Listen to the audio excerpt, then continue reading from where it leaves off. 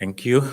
We will remain standing as we sing the national anthem.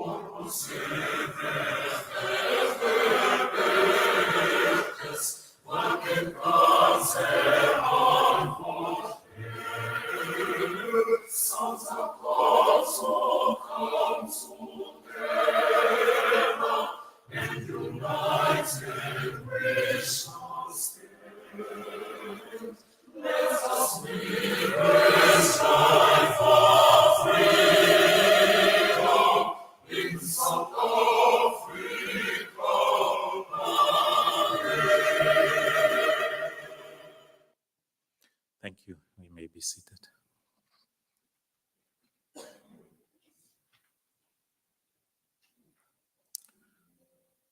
Before we start, I will want to call upon the safety people to do the safety drill.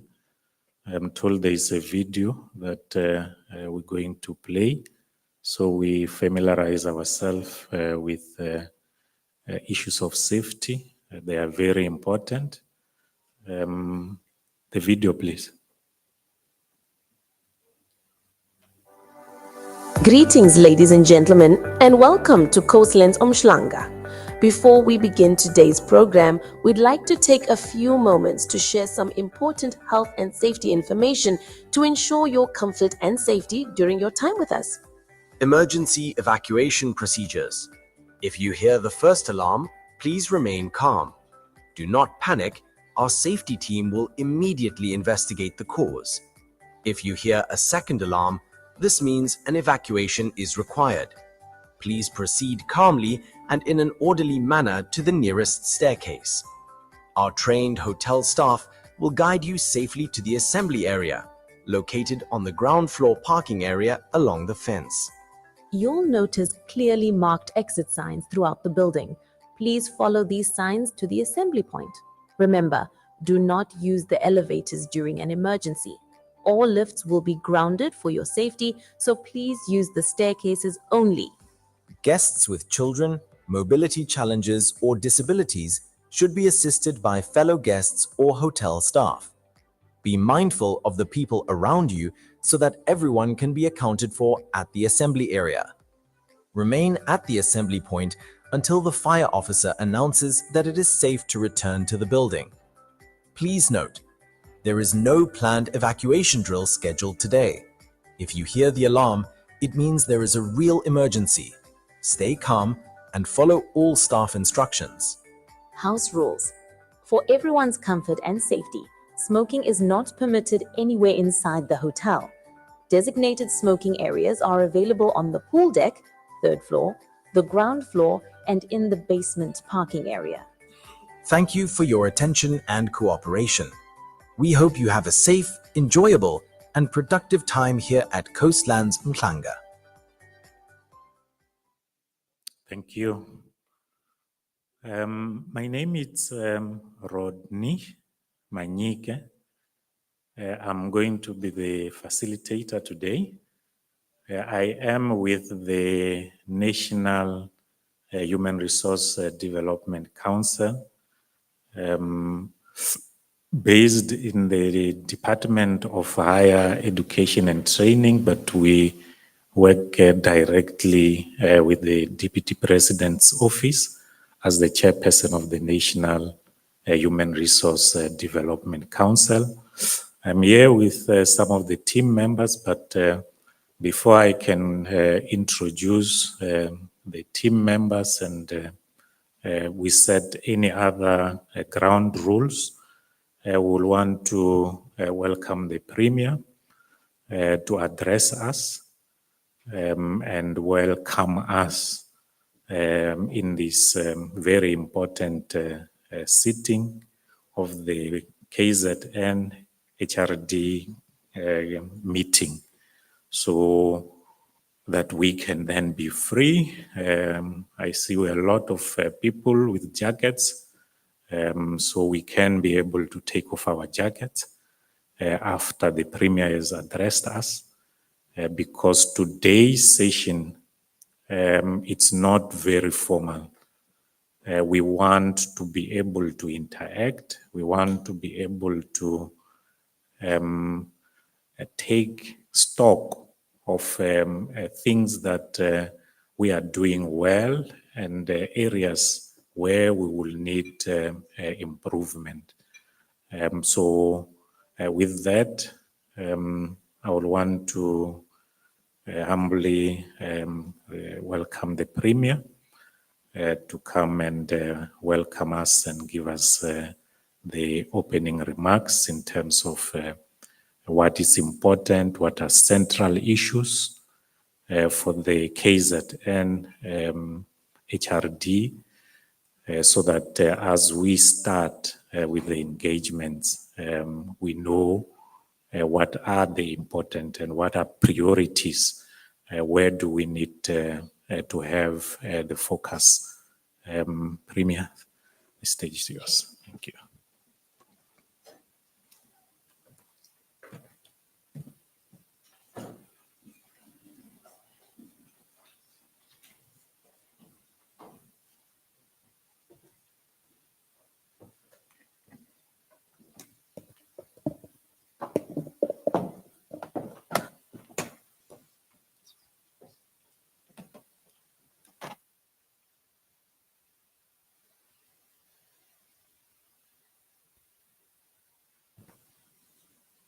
Thank you very much. We may be seated.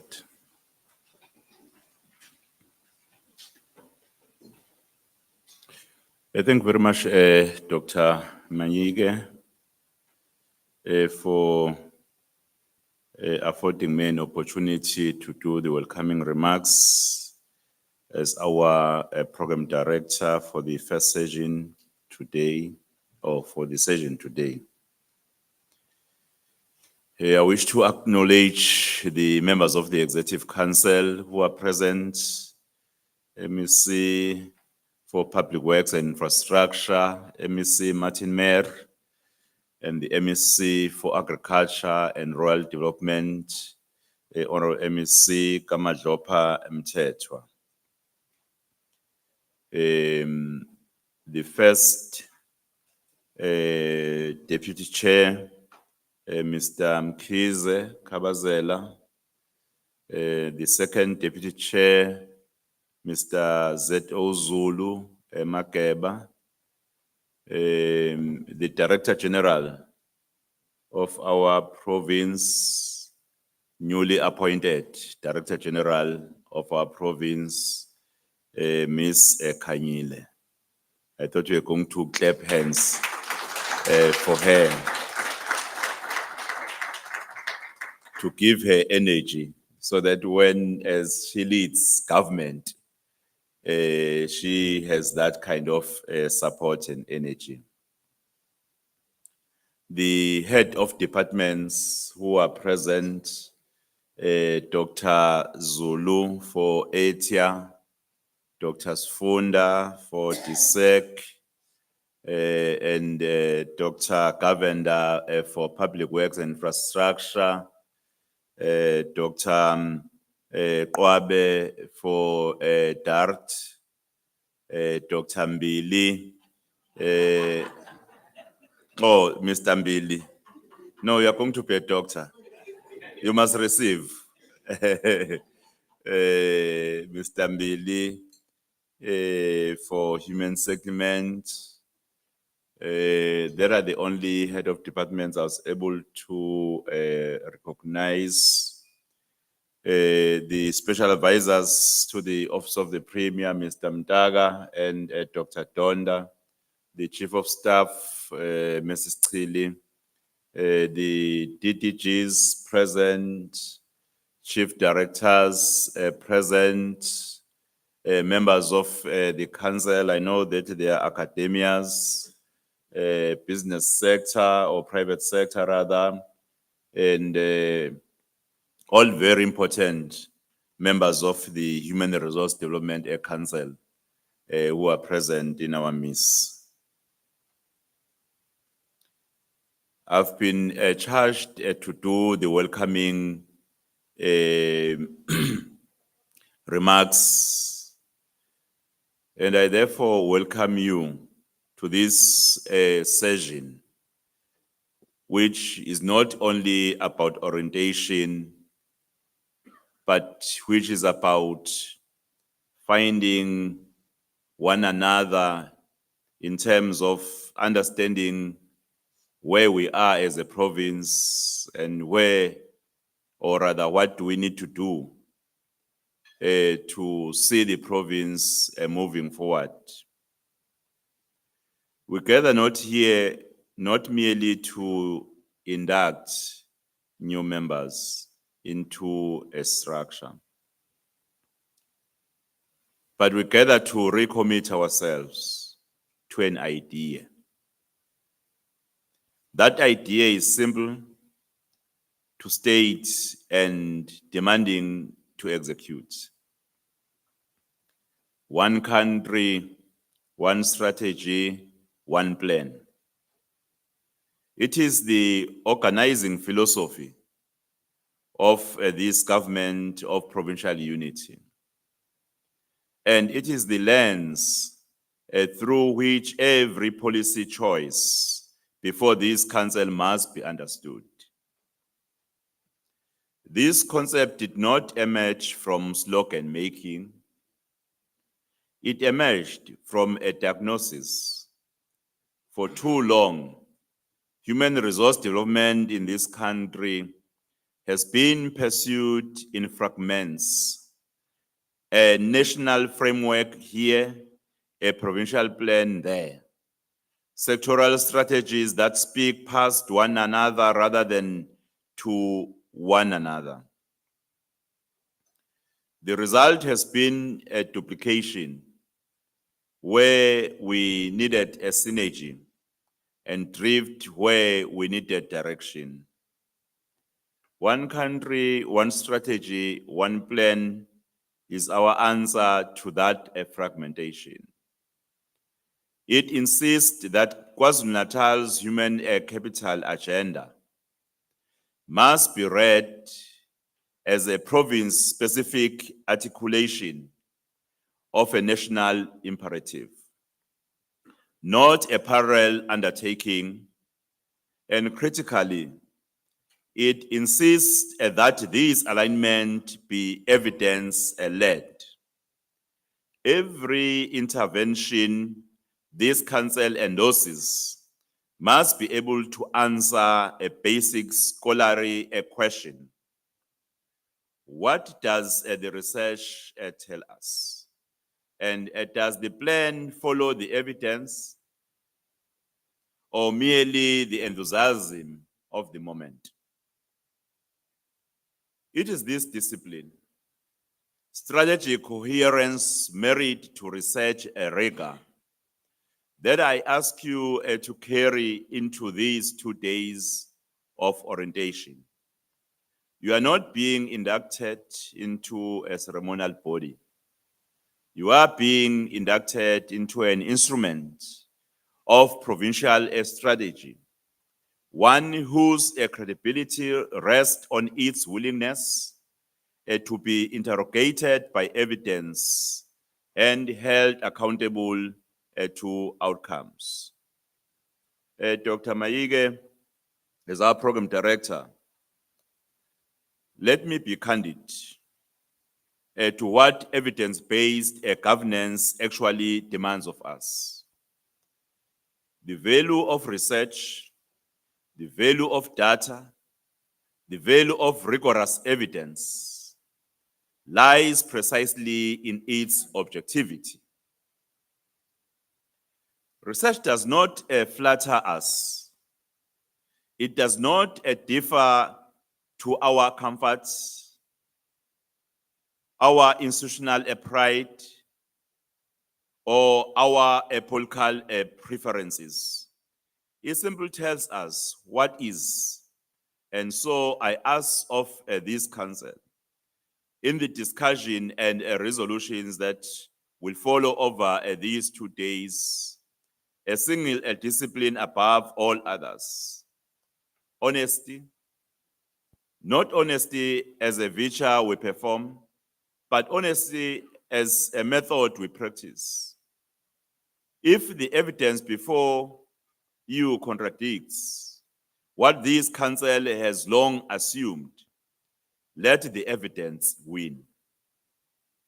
That honesty must extend uncomfortable to our own strategic priorities.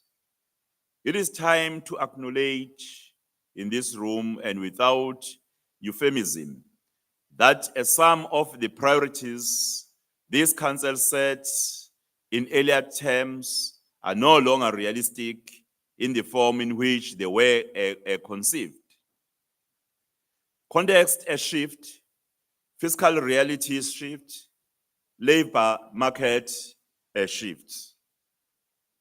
A strategy that does not shift with them stops being a strategy and it becomes a relic. This council does this, in fact, province no service by continuing to defend targets that the evidence no longer supports. Consider 3 examples. Offer not to discourage you, but to sharpen your analytic honesty. Improving early learning and schooling outcomes remains a noble ambition. Yet the systemic constraints, teacher shortages, infrastructure backlogs, the long tail of learning losses mean our original targets require fundamental recalibration, not cosmetic adjustment. Enhancing the employability of youth, not in employment, education, or training. Our NEETs was framed in an economic climate that has since changed substantially, and a strategy built for that earlier climate simply be carried forward unexamined into this one. And strengthening the responsiveness of the post-school education and a training system to skills demand assumes a pace of institutional reform that evidence suggests has not been matched by delivery on the ground.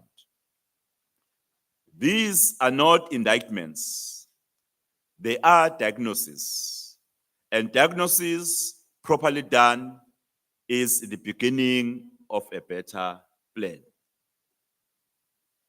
I raise these examples not to preempt your discussion, but to model the very posture I am asking you, the courage to look squarely at what is not working and to say so, Before we craft what comes next, a council that cannot admit a priority has become unrealistic is a council that will keep a failing at it quietly. I would rather, in fact, we fail loudly in this room today so that we actually can succeed differently tomorrow. As I conclude, Program Director, I wish to emphasize the need for us to be international in scope. A province that develops its human capital strategy in isolation, looking only inward, denies itself the accumulation wisdom of others who have faced this same challenge and solved it, or failed at it before us. The Human Resource Development Council must be a learning institution, and learning institutions look outward as readily as they look inward. I omitted to acknowledge the Vice Chancellor of the University of Zululand. I heard that I'm not quite sure whether she's here. I'm not quite sure whether I'm correct when I say Professor Gunene or Professor Gunene. In fact, we really do not take it lightly that you are present, because I'm not quite sure whether we have any other Vice Chancellor present here today. I think she's the only Vice Chancellor attending today. So when they presented to me at night that you would be attending, I thought I must really acknowledge that gesture. Because if leaders cannot come together, leaders of very strategic institutions cannot come together, it will be difficult for us to solve the challenge that we're faced with. I was saying in the morning to the MECs, when I analyze something, I have four buzzing weights. One is fragmentation, coordination, capacity, and accountability. And I'm saying if we can fix that as government, we will turn around the challenges that are facing our people. When we are supposed to be coming together as leaders of the society, from strategic institutions, and we do not do so, that weakens our journey.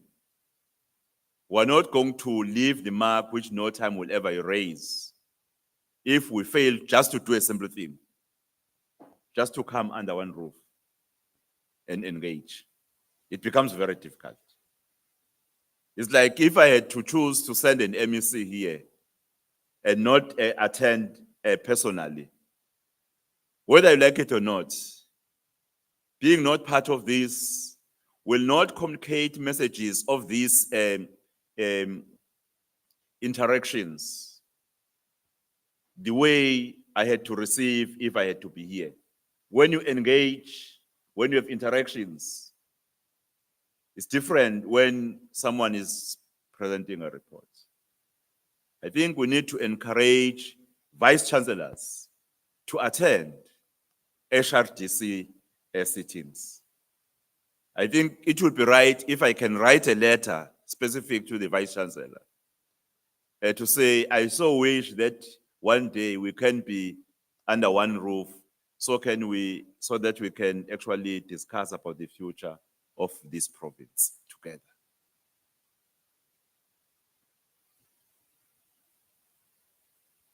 We will do well to study South examples closely, because they share our constraints rather than merely our aspirations.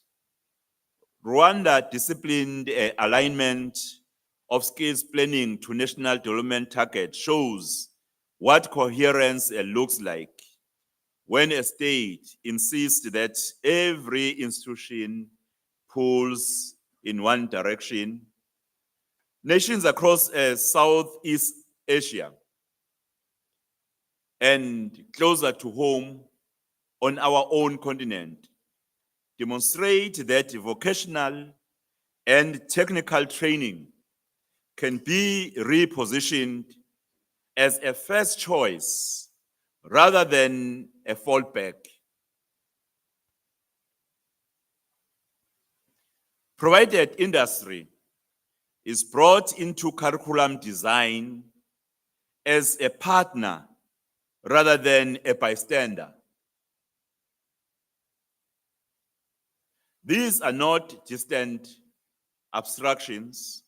They are proof that the constraints we cite as reasons for our own underperformance have been overcome elsewhere under conditions no easier than our own. Europe, too, offers instructive lessons. Though we must borrow with discernment rather than imitate a wholesale. Germany's dual education system, binding classroom learning to workplace apprenticeship from an early stage, remains the standard against which the world measures the responsiveness of post-school training to the labor market. The Nordic countries show what a sustained public investment in early learning can deliver a generation later. South Africa needs to adopt these models in their entirely our history, and our institutions are our own, but we would be foolish not to extract their underlying principles. Coherence between education and industry. Patience investment in the early learning, yes. And the political will to measure outcomes honestly and adjust course when the evidence demands it. That, finally, is what this council is here to do. As we proceed to unpack the substantive program before us, I invite each of you to engage not as observers of government process, but as co-authors of a plan whose success will be measured in the skills, the employability, and the dignity of the people of this province.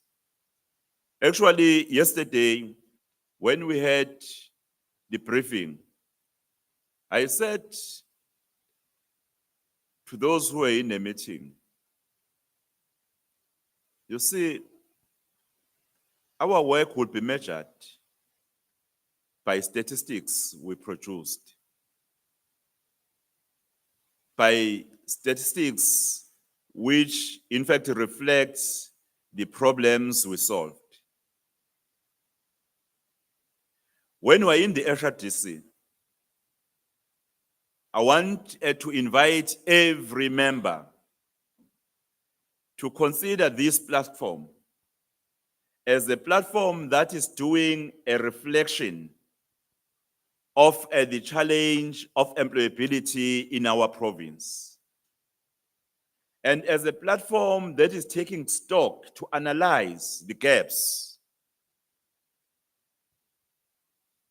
When so many people are complaining that they're unemployed and they are graduates, in a meeting I attended with the Business Chamber of eThekwini and Business and Commerce, one employer said, I've advertised for a post twice. I could not find a qualifying person. What does that mean to us?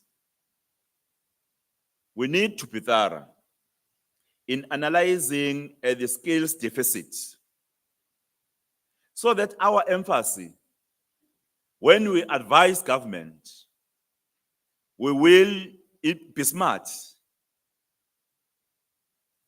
Only government then may be blamed after that if government will not listen. And I further said, the graduates we are talking about that are complaining that they're unemployed, they are coming from our institutions, our universities, technical universities or technicon. They are coming from the TVET colleges.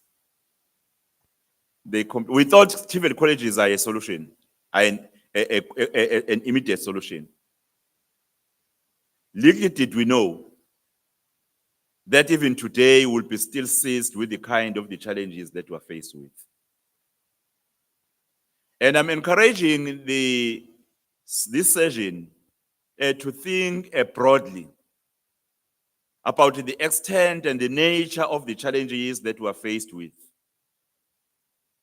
Even if some of the answers cannot be, in fact, arrived at today, but we should be living here with pointers to a direction that will be responding to some of the questions. Our advices to government must assist government to solve the problem of employability. Hence, I wish to put an emphasis that we need maybe to analyze whether it's working or not. The issue of vocational colleges, as I've already mentioned, and technical colleges as one of the solutions. And even other areas. I said there's a discussion at a national level which seeks to analyze whether the solutions we're providing to the country are working or not. Dr. Maniye will know the issue of sitters. The president was strong, the president of the republic was strong in saying that maybe we need to engage private sector to say, private sector, what can you offer to us as government in order to solve this problem? Maybe we have incentives to private sector to say, if you train so many and employ, you will not be charged of the levies, certain levies as incentives. There are some of the discussions that we must embark on. We had another discussion in the morning with the two MECs. In fact, the MEC for DART shared with us that there is a school that has been reproposed here in Durban to become an agricultural institution, whether it's a business or an institution. But the way it has been branded and resourced, you see that is going to solve a problem of food security. And number two is going to provide opportunities to whoever will be actually working there. And then our question was, can't we replicate this model to each and every municipality to have an institution of that nature? When you go to each and every municipality, you see a typical, in fact, institution.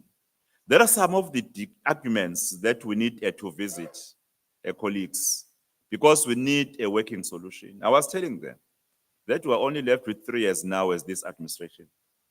If we don't produce statistics, history will judge us harshly.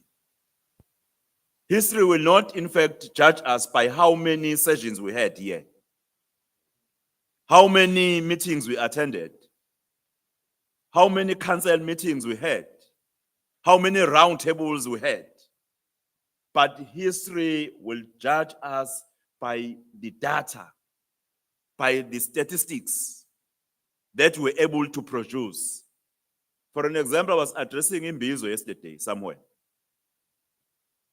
And I said, last year, or past 2 years, We have received an investment of more than 180 billion, a commitment of more than 300,000 job opportunities. We saw 54,000 new job opportunities last year. First quarter this year, we saw 6,000 new job opportunities. That are the statistics. And I further said, we've reduced unemployment in the province of KwaZulu Natal from 32 point something percent to 31 point something percent. That are the statistics. If our advices to government will not point to a direction that will be really zooming in on the challenge of employability, I don't foresee a future that will hold us high for the work that we have induced during this important time. Thank you very much, Program Director, for the opportunity. I wish the members of the HRDC a productive and progressive day or days today and tomorrow. I will be sitting here listening, contributing where it's necessary. Only at 1:45 I will leave because there is a session in Durban that I will have to attend. But tomorrow I will be also here. I will be also present because I want to listen to the academians when they engage. What is it that they say to us as government that if we can follow this direction, you will in fact deliver what you wish to deliver. Thank you very much, ladies and gentlemen.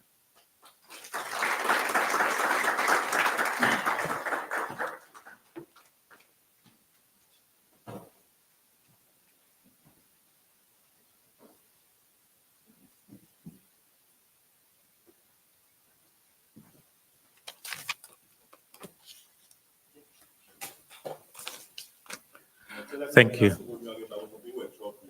Oh, yeah. Okay.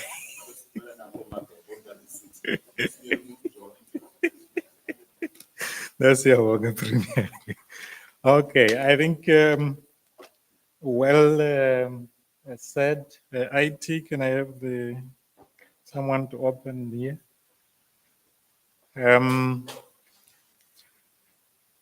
There are a number of things that Premier has highlighted for us.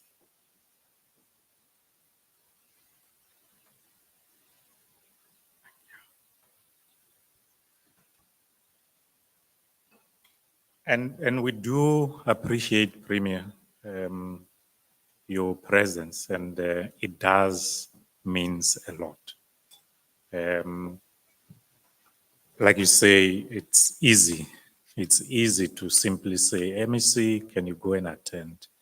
But for you to make time and come and sit and contribute, it means a lot. And in fact, that is inspiring the new hope. That's what we would want to see, especially from our leaders, that be able to come and participate. Thank you very much for that. And we also thank the MECs that are here, the HODs, and all the leadership in the province for making the time. And the Premier, as he sits, the Honorable Premier has indicated this is a working session. It's not merely just an orientation or induction, but we are here to engage in terms of the ideas that will make the difference in KZN. He emphasized the need for a one country, one strategy, one plan, and is calling upon us to make sure that we execute in that idea. And that helps us, in fact, to make sure we deal with the issue that the Honorable Premier emphasizes, that we should make sure we avoid duplication and fragmentations. So the one country, the one strategy, the one plan moves us towards that. Is calling, the Honorable Premier is calling upon us to be realistic as we continue today and tomorrow, and is calling for a change. We should not be afraid to make the changes when change is needed. Let's not stay with things that are not working. If it's not working, let's change. And it closed also with the action. I like the Premier, Honorable Premier. Already we have action from the speech or the welcome remark. But we need to write the letter to all the VCs in the province, and Premier is ready to sign. So let's do that, and we do need their presence here. Thanks, VC, for your presence. It means a lot to us.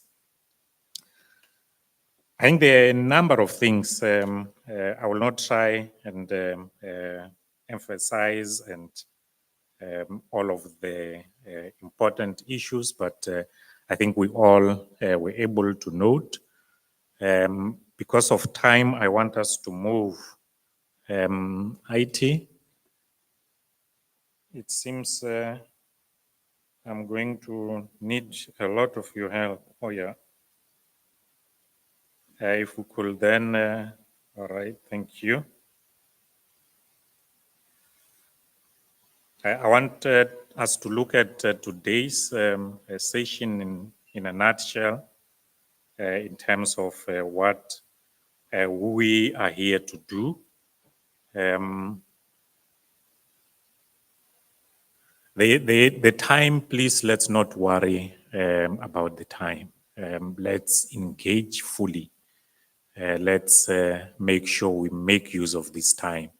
And I will want us to move a little bit with speed, but at the same time, we should not rush anything. But I will want us to make sure that while we have the Premier until 2 o'clock, we are able to cover a lot of ground. There's a number of things that I planned I will want us to do, but because of time and making sure that we make use of that opportunity, I will try and make sure we can do some of those at a later stage. But as we open, Babum Teto asked me this morning to say I must have an icebreaker. And he really iced my brain because I did not have an icebreaker. He said, no, it will be good for us to have an icebreaker. So here is the icebreaker. Talking to issues that the Premier raised. What we have, it's the young people who have potential, full of potential, but they are not enough opportunities. And the potential needs an opportunity for it to be applied. So I'm saying, let's imagine as we continue with the session, a young person with ambition, with potential, with energy, who has 3 doors that are opened: education, 1 door, opportunity, and the work. And each door is there, it exists. But these doors do not necessarily open at the same time.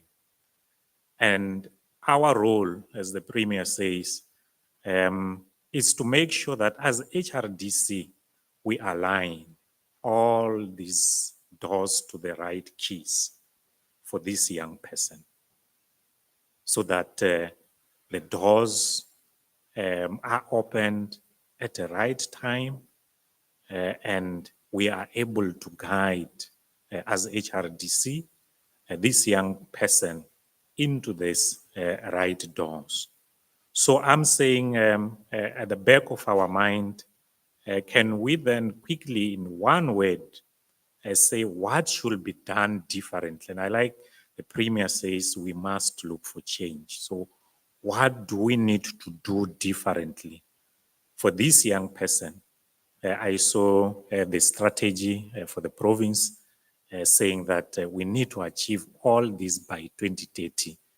And Premier is correct, we do not have the time. So as we continue, let's think what can be done differently to make sure that this young person is able to actualize all these doors. I even put a picture of this young lady with different doors that needs to open, and the doors that they need to take. But it's for us as HRDC to guide, to advise, to make sure that these doors are opened at a right time. So let's think differently to make sure that we are able to actualize all these doors. And from what Premier says, he says we need to move, as the President has said during the State of the Nation address, we need a skills revolution. We need to move from just strategy and move towards a revolution. He's talking of in a municipality, if we can have all those kind of institution. So we need to do things differently, and we need to make sure that we are able to make the changes. And for that to happen, we need to understand what are the realities within the province. I list some of those there. And we need to ensure that we align strategically the one plan, one goal, one country, one strategy, and one plan. And we cannot do this in a silo. We need to work together. We need the partnerships. Government needs to work with business.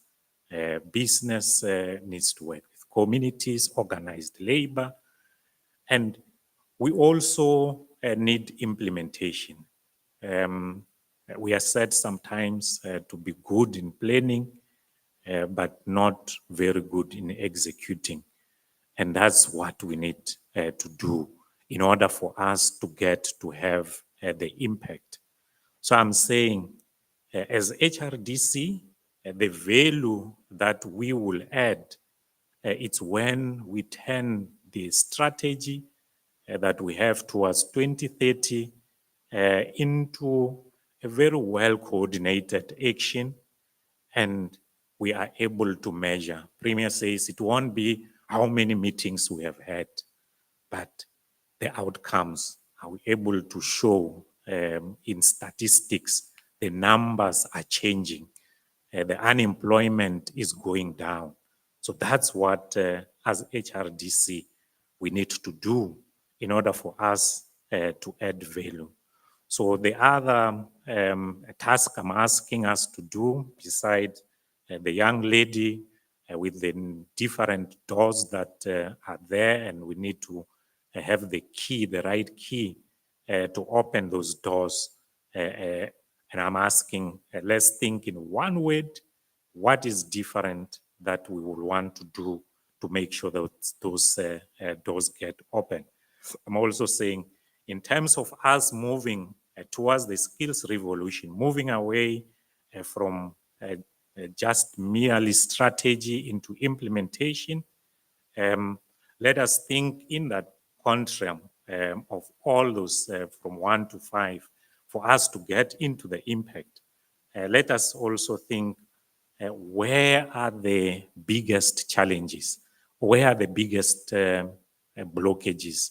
The role of HRDC is to unblock those blockages. So we need to think, where exactly are the blockages that needs to be unblocked? Are they in the alignment? Are they in issues on partnerships? Are they issues in implementation? Or where exactly are we having these blockages that we need to quickly address? So I am going to jump in terms of the remarks that I wanted to do. I think we need to quickly then move towards the next presentation in terms of what are the expectations, what are the outcomes that we want to have at the end, not only at the end of today, but at the end of this engagement. And with that, I will want to call our SG for the province and our first deputy chair, Mr. Mkize Wazela, to come and then share with us some of the expectations. And I think from there, I'll start to open up and we'll go back to the young lady and also the areas that I want us to focus. So let's welcome our first deputy chair to give us the expectation.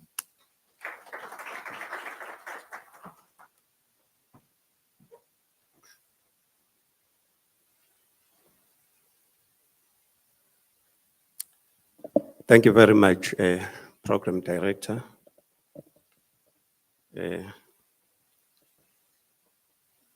Though you refer to me as an SG of the province, you remind me some gentlemen who always fight with me when people refer to me as SG. Said, no, you'll think that you are really SG, but you must always correct them that you are not. But so I will tell you what is it exactly that I am. SG, it's at that level of national, just here at the province. But thank you very much, Program Director, for the opportunity. I have been asked to, okay, let me stand on the protocol that has already been established by our Honorable Premier Mpemba and you, Program Director, by greeting you, our Program Director, also greeting the Chairperson of the Human Resource Development Council, the Premier of Kwazulu Natal, Ubaba Mpemba. Let me greet the Deputy Chair of the HRDC, Mageba, the Honorable MECs present here, and executive leadership, distinguished members of the Human Resource Development Council, the government officials, representatives from business, organized labor, civil society, and social partners, academia. But it's also important that we greet our staff, the Secretariat, led by the DG, our new DG, and Nyambose, the Chief Director. Ladies and gentlemen, I must start by something that is famously said, which I think it's quite critical and powerful. They say, when you know the future is bright, today's burden becomes light. Never let the struggles of the present make you lose sight of the greatness ahead. We say these words because they should remind us that our responsibility as leaders is to inspire hope. And hope is not built through speeches. I fully concur and agree with the Premier and the Program Director.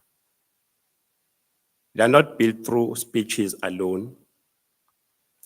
It is built through deliberate action that changes people's lives. And that is the hope this Human Resource Development Council must bring to the people and the youth of our province, Kwazulu Natal.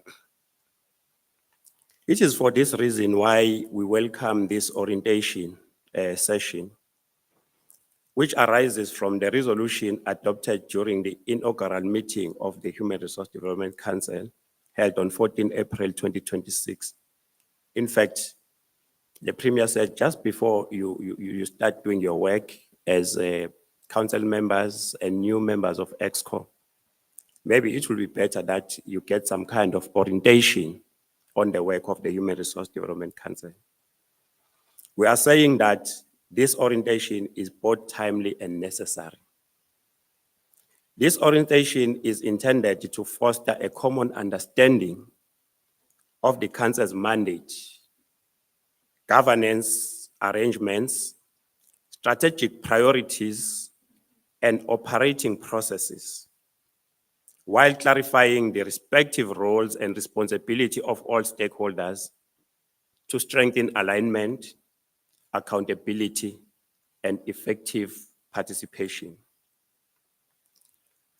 However, sitting and thinking about this orientation, one of the issues that I think this third term of the Human Resource Development Council and EXCO must seize itself about is that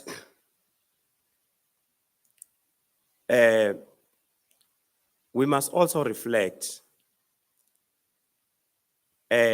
some of the deeper concern that many of us have shared over years.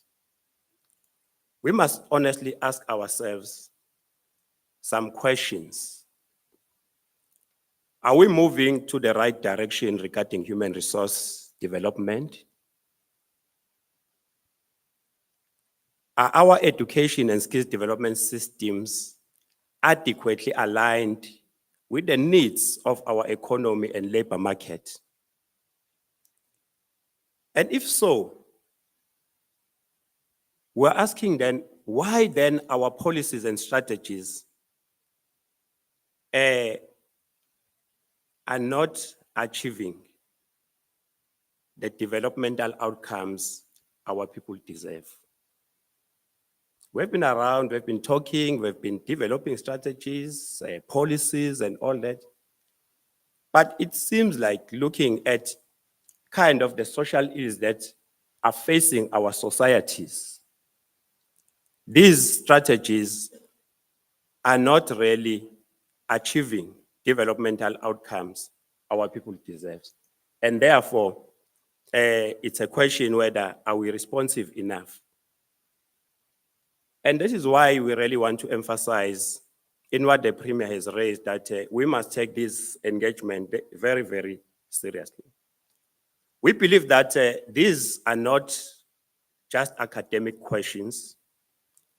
They speak directly to the lived realities of millions unemployed young people, workers requiring skilling, struggling communities, and businesses searching for appropriately skilled employees. It must respond to that. You have a business that is searching for a skill, but we can't provide that skill. And therefore, on the other hand, we are saying that our people are unemployed. So these are lived realities. When we talk of your skills mismatch, you have many youth, young people that have diplomas, that have degrees, that have gone to universities, gone to colleges, TVET colleges, but we are crying that they are unemployed. These are lived realities, which we are saying that we must be able, as this HRDC of KwaZulu Natal, really deal with that alignment. We are saying today, we shall engage with the KwaZulu Natal Human Resource Development Strategy and the Provincial Master Skills Plan. We will also receive orientation on the mandate, structures, governance, arrangement, terms of reference of the Human Resource Development Council. These are important instruments, yet implementation alone will not be sufficient. Some people will ask, why you say implementation alone? Because we always talk about implementation, but you are saying that implementation alone is not sufficient. But we are saying that as this third term of the Human Resource Development Council begins its work, within approved policy frameworks, it must continuously evaluate whether these frameworks remain relevant, responsive, and capable of addressing the rapidly changing social and economic environment. So while we implement them, but you must continuously assess them if are they responding. Our work should therefore not be confined to implementing existing plans. We must also critically assess them, identify gaps, strengthen interventions, and continuously improve our strategies to ensure they remain responsive to emerging provincial, national, and global challenges. More fundamentally, we should never lose sight of a critical question, which we are saying that we must respond to this question.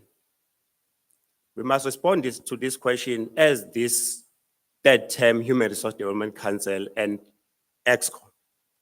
What is our philosophy of education and skills development? What actually informs it?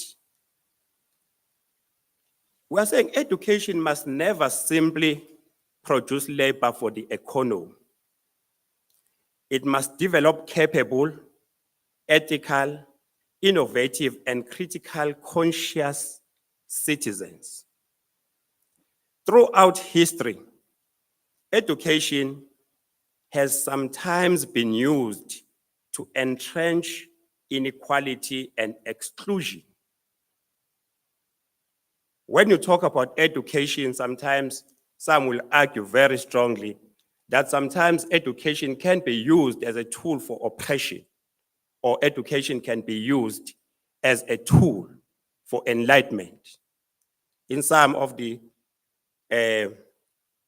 pedagogy of the oppressed, those are some of the things which should talk to our philosophy on education.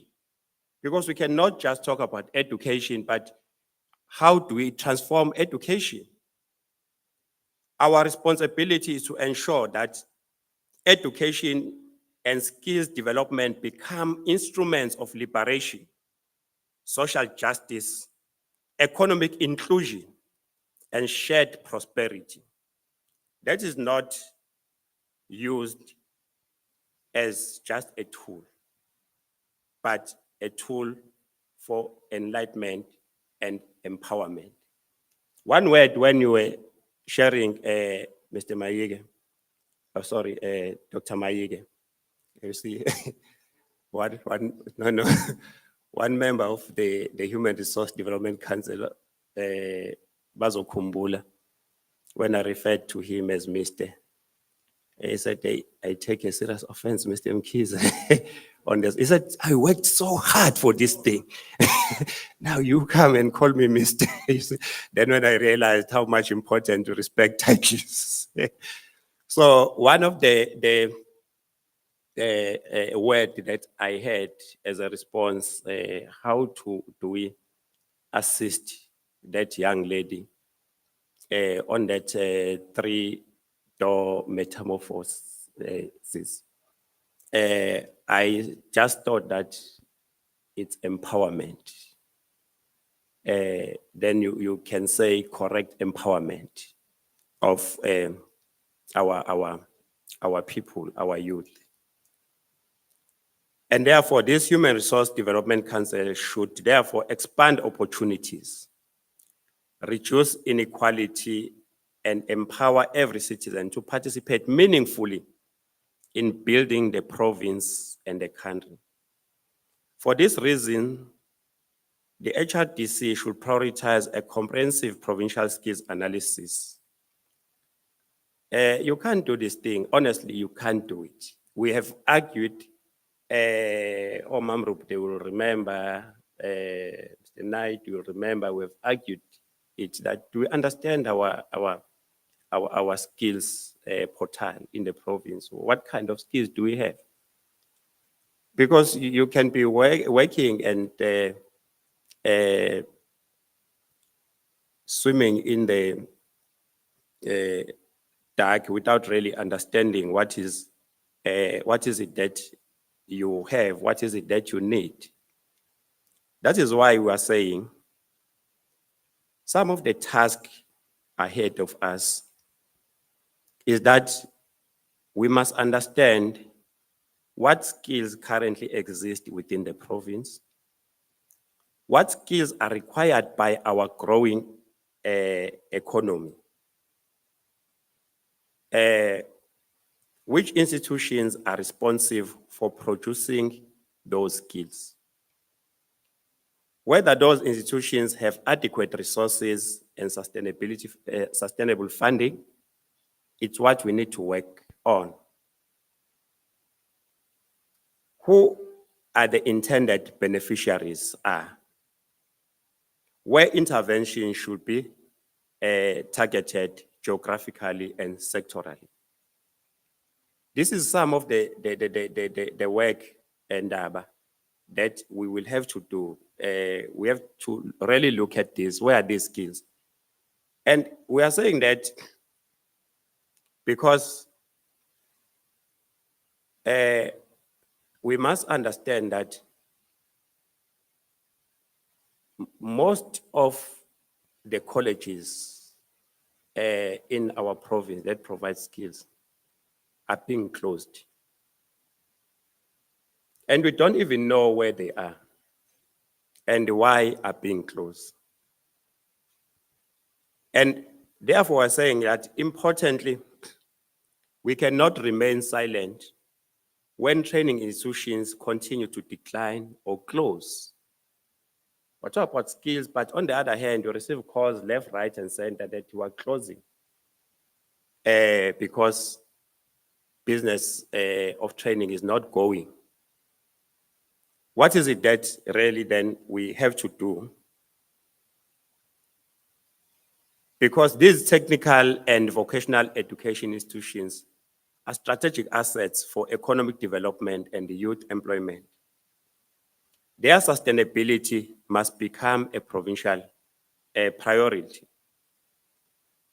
Accordingly, then our work must include a comprehensive provincial skills analysis, identification and strengthening of education and training institutions and strategic partners. Some of them, there is an institution here in Durban North. They are selling it, they are closing it. It's a college.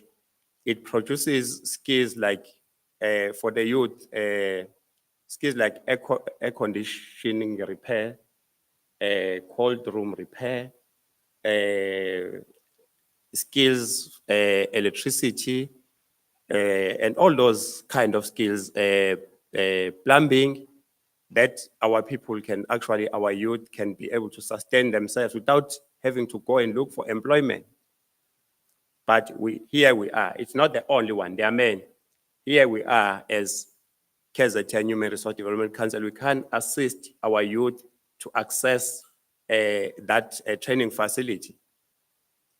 We can assist the youth with the resources to access it. We can even assist this college. So we're saying that really, that is when we need to sit down and ask ourselves about priority beneficiaries, particularly unemployed youth, women, workers requiring reskilling, rural communities, and persons with disability.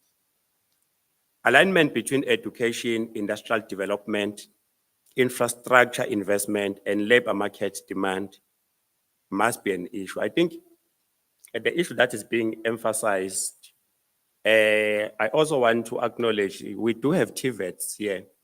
There are TVETs, but I've seen the principal of Elangen, but there might be a number of them. We need to emphasize that the DVCs that the Premier is talking about, the principals of the colleges really must participate in the Human Resource Development Council to actually tell us what alignment are they doing with the needs of the industries and the labor market. That's going to be one of the things that are very critical. It's very important that we must assess. KZN HRDC was inaugurated in 2014 by the Premier Senzo Mchunu, and again in 2019 by the then Premier Zikalala. Hence, we appreciate the successive premiers for taking forward and deepen its work. That is why I think it's important that we must appreciate Premier Mpemba Guti. He has always also prioritized the work of the Human Resource Development Council and make sure that if we have to sit, we are able to sit. If we have to convene these important strategic sessions, we are able to convene these strategic sessions are supported in order for us to be able to work. But we are saying that the previous HRDC laid an important foundation by developing and consulting extensively on the provincial human resource development strategy. This third term now carries the responsibility of implementation. Implementation, however, should never become mechanical. We should remain open to innovation, continuous learning, and evidence-based improvements that strengthen both the provincial human resource development strategy and the master skills plan.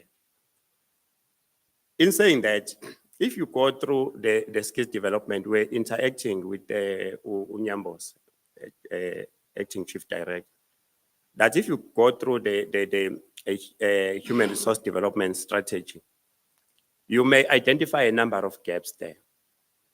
That much we are covering, it's covering a wide ground, but there are a number of gaps that are there. So we are saying we cannot be limited. We must not limit ourselves. This engagement must not be exhaustive. We must continue identify other strategies. Its mandate is to oversee and monitor the implementation of the human resource strategy towards 2030. The strategy is built around 4 strategic priorities: improving early learning and schooling outcomes, enhancing the employability of young people who are not in employment and education or training. These are focus areas that we have identified for ourselves. Strengthening the responsiveness of the post-schooling education and training system, PSET, to labor market and economic needs. Advancing governance, leadership, and management within the public sector. These priorities remain highly relevant to KwaZulu Natal. The Council also operates within a comprehensive policy framework, including the South African Human Resource Development Strategy and Master Skills Plan towards 2030, the KwaZulu Natal Provincial Human Resource Development Strategy, the KwaZulu Natal Human Resource Development Council Terms of Reference, guidelines governing the functioning of provincial human resource development councils. The importance of today's orientation, therefore, extends beyond understanding governance arrangements. It is about ensuring that every member of the council is fully equipped to contribute towards future provincial skills development strategies, municipal integrated development plans, the Joint Human Resource Development and Economic Council Forum, sector skills plans, post-school education and training plans, basic education planning, local economic development strategies, and employer workplace skills plan. Mostly, it is about strengthening coordination among government, business, organized labor, education institutions, civil society, professional bodies, so that our collective efforts produce measurable. I think there was an emphasis from the Premier on the question of being measurable developmental outcomes. Our expectations by the conclusion of this orientation, we should have achieved the following: a shared understanding of the mandate, governance framework, and operational functioning of the Human Resource Development Council, a deeper appreciation of the provincial human resource development strategy and master skills plan, enabling every constituency to make a meaningful contribution towards implementation. Clear understanding of the respective roles and responsibilities of council members, the joint forum, which is the economic council committees and the secretariat. This is one of the achievements of the previous term, if I may put it, Dr. Mayege, that we have achieved to align the work of the Human Resource Development Council and the work of the Economic Council. We are saying these two councils can no longer operate in silos. You can't deal with issues of economic development while you can't address the issues of skills. Now, we have an implementation plan. We have a joint committee now of the Human Resource Development Council and the Economic Council that is sitting, and that the secretariat of the joint councils have produced the implementation plan. And that becomes one of the critical tasks that we need to take forward. The stronger collaboration, coordination, and accountability among all social partners, a renewed commitment to ensuring that human resource development becomes a strategic driver of inclusive economic growth, employment creation, productivity, and social justice in KwaZulu Natal. Ultimately, the success of this orientation should be measured not by the quality of today's presentations. What we are coming here, we're presenting before you, or engagements that we're having, but we are saying we must leave this venue with the following: stronger institutional coordination, better alignment between education and the economy, improved implementation of the provincial master skills plan, more responsive education and training institutions, stronger partnership across sectors, measurable improvements in skills development outcomes, and tangible reductions in unemployment, poverty, and inequality. In short, we are saying our work must translate into real opportunities for the people of KwaZulu Natal. And as we moving towards conclusion, some of you know there is this quotation that I always very like. I say it everywhere, and sometimes I sound as a broken record when I talk about skills development. A quotation esinye seyifundiswa ekwaku Amartya Sen, who said, economic growth without investment in human development is unsustainable and unethical. That is why it becomes quite critical that we assess even the workplace skills plan to develop our workers. The role of sitters to actually provide funding for training institutions and for our youth to access those opportunities. Let this orientation, therefore, strengthens not only our knowledge of policies and governance systems, but also our collective resolve to build a province where every young person has the opportunity to learn, every worker has the opportunity to develop, every employer has an opportunity to access skills, and every citizen has an opportunity to realize their full potential. And we are saying, Guti, we can achieve this with all the minds that are here.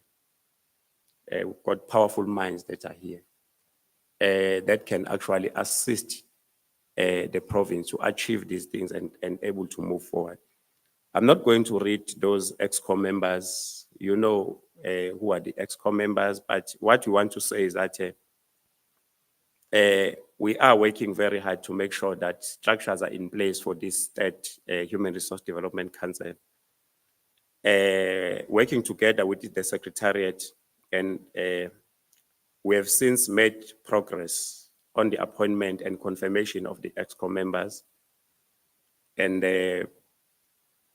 those EXCO members are there. I don't have to go to each and every one of them. We'll make sure that the council is sitting. But as I close, what is critical now, drawing from the lessons from the previous term of the HRDC, we need to emphasize that the council previously HRD operated was busy finalizing, developing, and consulting the strategy. But now we do have a strategy. We need to improve on having regular meetings, ensure attendance in our meetings. Also use the digital platform to encourage participation of members. The interventions of the priority areas will be consistently monitored, and the EXCO will unblock any barrier impeding successful implementation.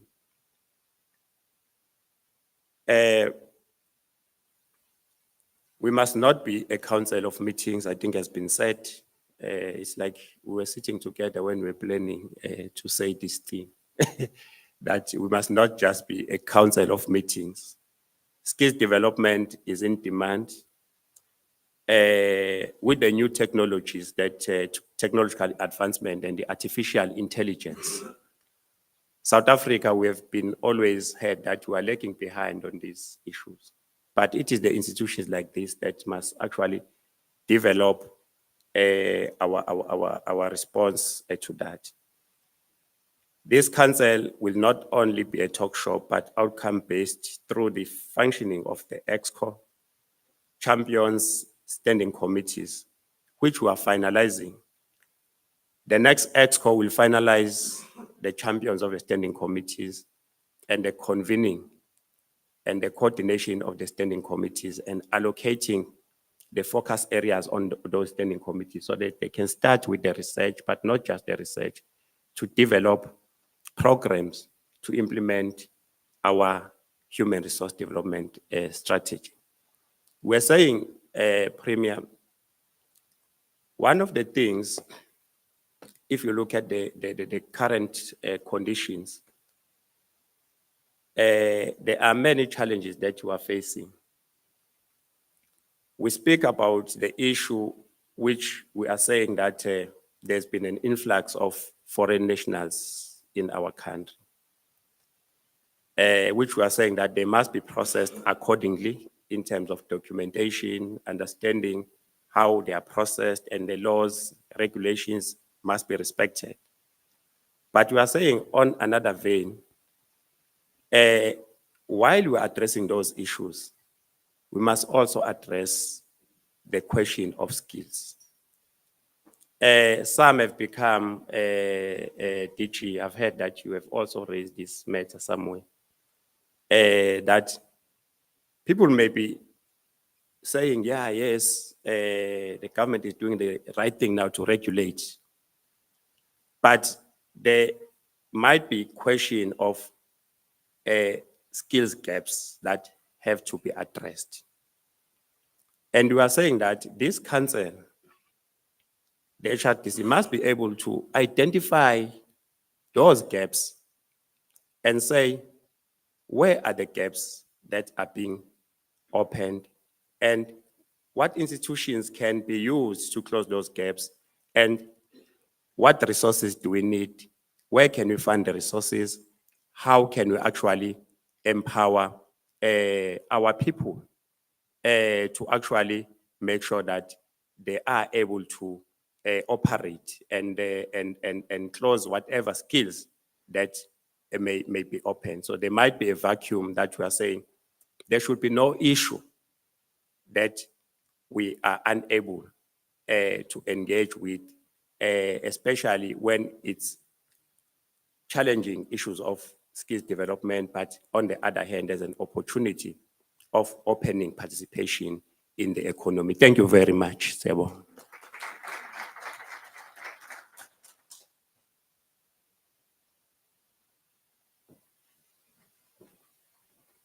We can give him another hand of applause. Siaba Kawazela, thank you very much. In terms of the expectation for this third term council, it does seem that the task at hand for this term, it's around implementation. He highlighted the second term, did the strategy. Now we're moving towards the issue on implementation. I like what you're saying. It's not just implementation, mechanical type of implementation. As we implement, we should be continuously learning while we are implementing, so we are able to be agile and change as we continue. I like it. Then there's also another action, Baumted, the TVET college principals that we also, from the first deputy chair, that we also need to also write to make sure that they are able to attend. There are a number of things that still need to be done, but I'm happy that there is EXCO, and EXCO is then tasked with making sure there is champions and there is standing committees. And please let's, as members, avail ourselves when EXCO calls upon us to serve on the different standing committees. There is tea ready. I will not want us to break now. We just started, but if nature calls, please let's grab tea and continue to work. We will try to go for a lunch earlier around 1. But tea, if you want tea, where tea was served in the morning, tea is ready. We'll continue with the program as you grab tea and come back. We will not break. The questions that I raised earlier on around the young lady, you said I must not call you the provincial SG. The first deputy chair has started in answering some of them. We will continue, and as we continue with the session, answer some of them. He says the biggest or one of the big things that we need to do for the lady is empowerment. And the empowerment, it's using education as a tool for enlightenment. So we empower this young lady that it's able then to also participate and get to the right doors that we're talking of, whether it's the door for furthering the education or door to work. But if this ladies empowered, but we'll hear from others, Kwazulu. And I think you also talking to the second one as you continue, where is the biggest challenges? Are the challenges in alignment? Are the challenges in partnership? Are the challenges in implementation? And I like it you saying it's in implementation, but not mechanical in terms of implementing that. So colleagues, I will want us to move with speed and get to the other session. Are we starting with you, DG? Or is DG first? Okay. And then we will welcome DG. Please don't lose those questions we ask as we continue with the session, and we will open up from after this presentation. The presentation are important to give us the ground for understanding where things are and where we still have gaps. So when we engage, then we have that understanding. Over to you, DJ.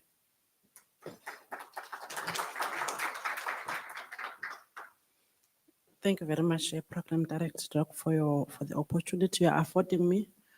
I would like to greet our Honorable Premier, Honorable Ntuli, who's the Chairperson of the Council, Honorable MECs, the Deputy Chairpersons of the Council, Special Advisors to the Premier, HODs, and all the dignitaries that are in attendance.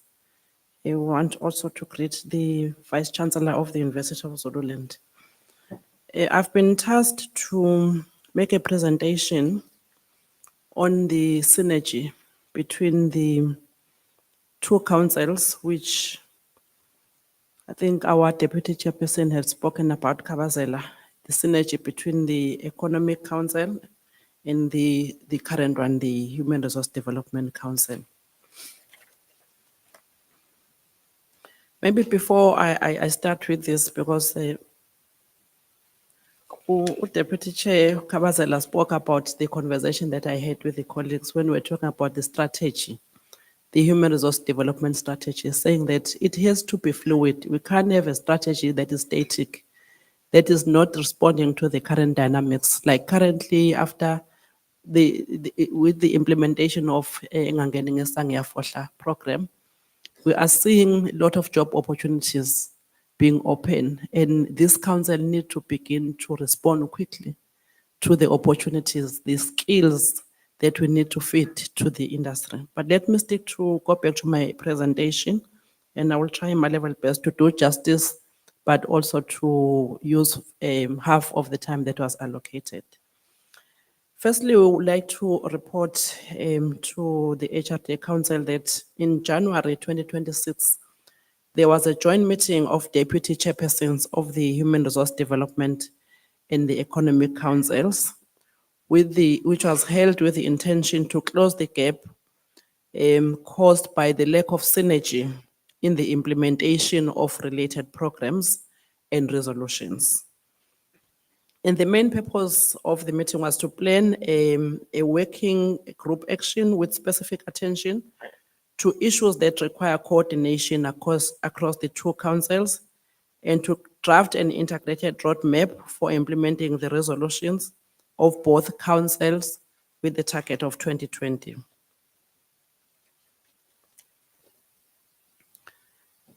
We want to report also that there is a distinct relationship between the two councils, in the sense that they have a interdependency in fostering economic growth and job creation. And also in respect of priority number 1 of the medium-term development plan, also there is a synergy there.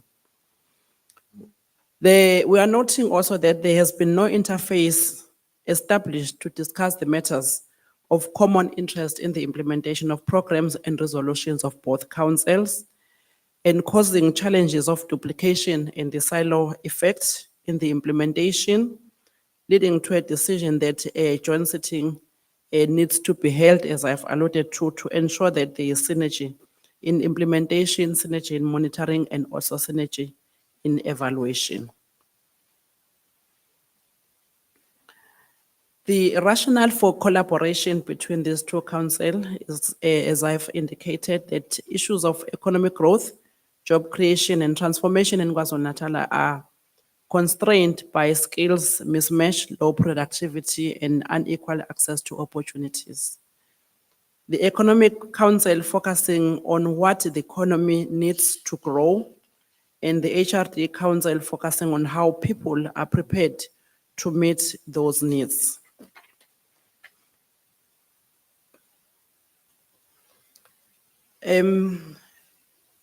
If I can zoom into the issues that are relating to the Economic Council, the purpose being to bring together our government and its social partners and providing them with a platform for collectively reviewing and debating economic policy issues and decisions. And the Economic Council seeks to develop action-oriented agreements amongst social partners to stimulate economic growth, job creation, and economic transformation. Whilst on the other hand, the Human Resource Development Council, the purpose is to respond to the human resource development challenges in the province within the following spaces. Firstly, the improvement of early childhood development, primary and secondary education, facilitate alignment of skills development to economic growth and development, and to enhance youth skills development and lifelong learning.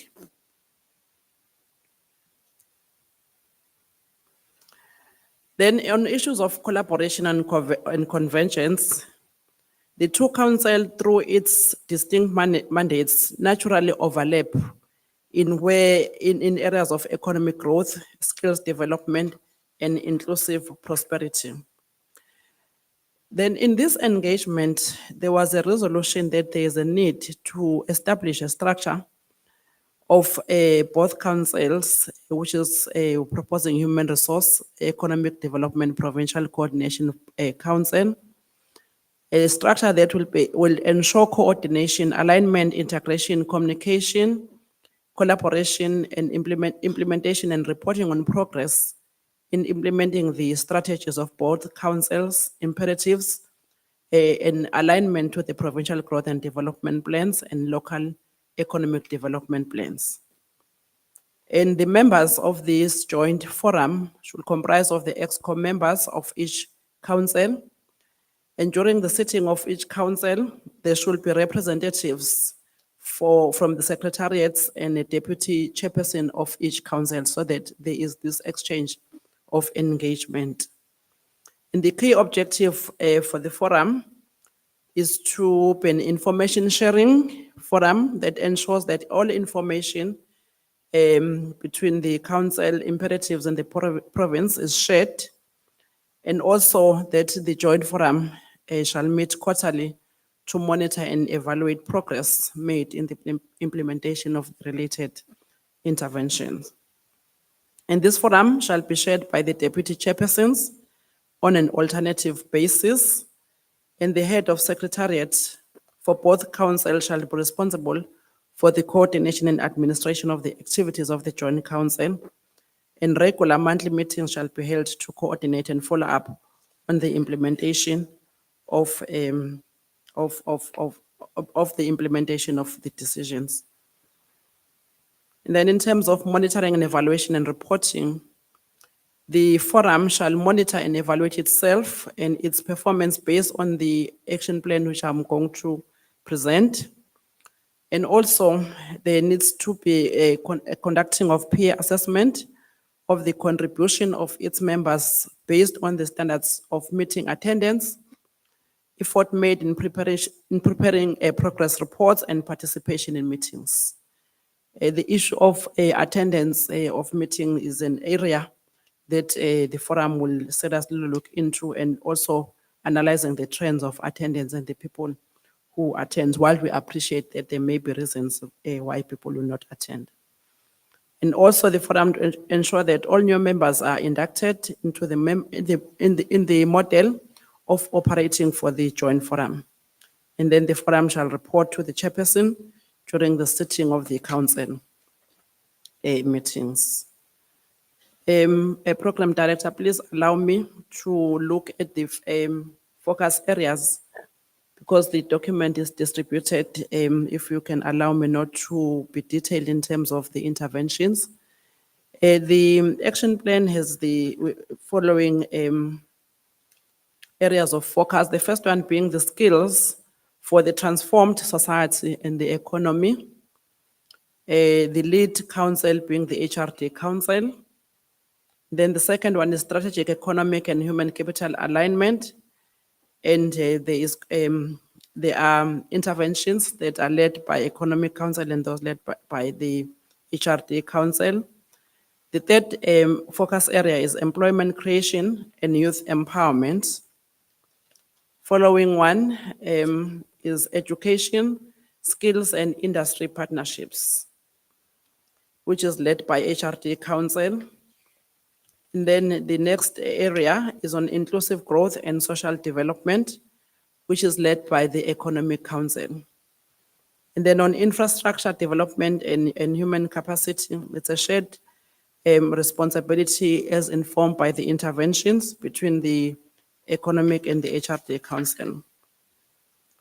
The net action is innovation, research and knowledge economy, largely led by the HRD Council. And then on social dialogue and partnership, that is a joint responsibility between two councils. And then the last one is on governance, monitoring and impact evaluation, also which is led by the joint forum. A program director, that is the presentation that we would like to make to council in terms of the collaboration between the two councils. Thank you very much.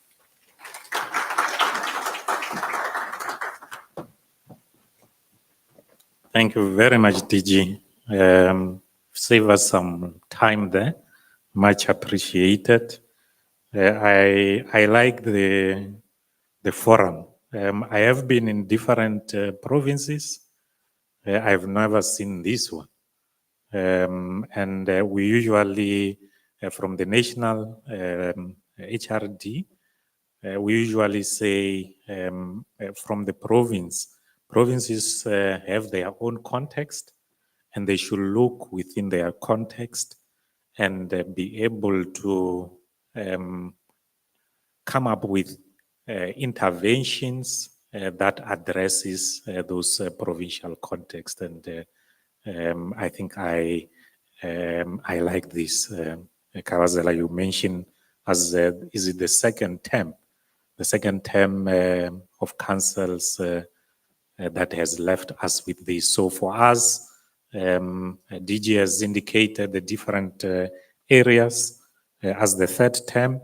It's to make sure that those different areas, areas on skills, areas on employment creation, on partnership, that this is taken forward, and we make sure that this forum, I think, let's really make sure that this forum works. The alignment, it's already 80% done if we have this kind of forums, because then we'll understand from the economic and the supply side, the issue the Premier raised in the speech, opening remarks, that it's a business person who's busy looking for a person to employ. So this is going to help us in addressing those issues.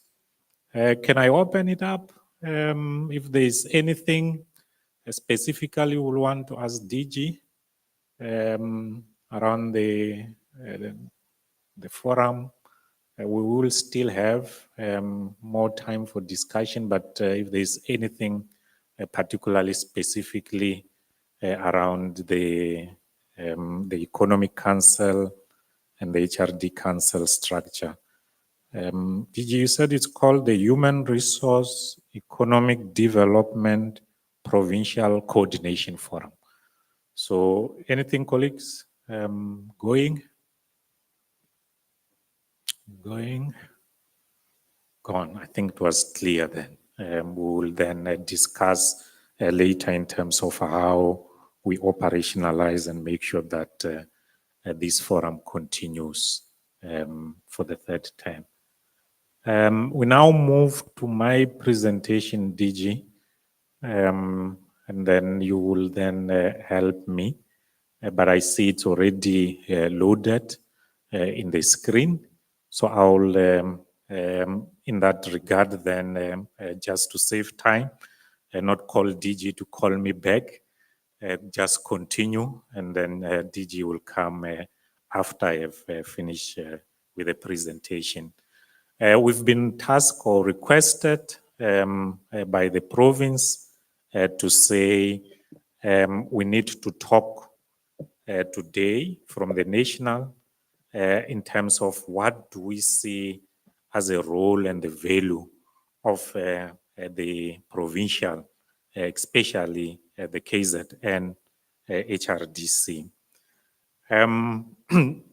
My presentation in the main will cover those 4 areas in terms of answering why the KZN HRDC matters.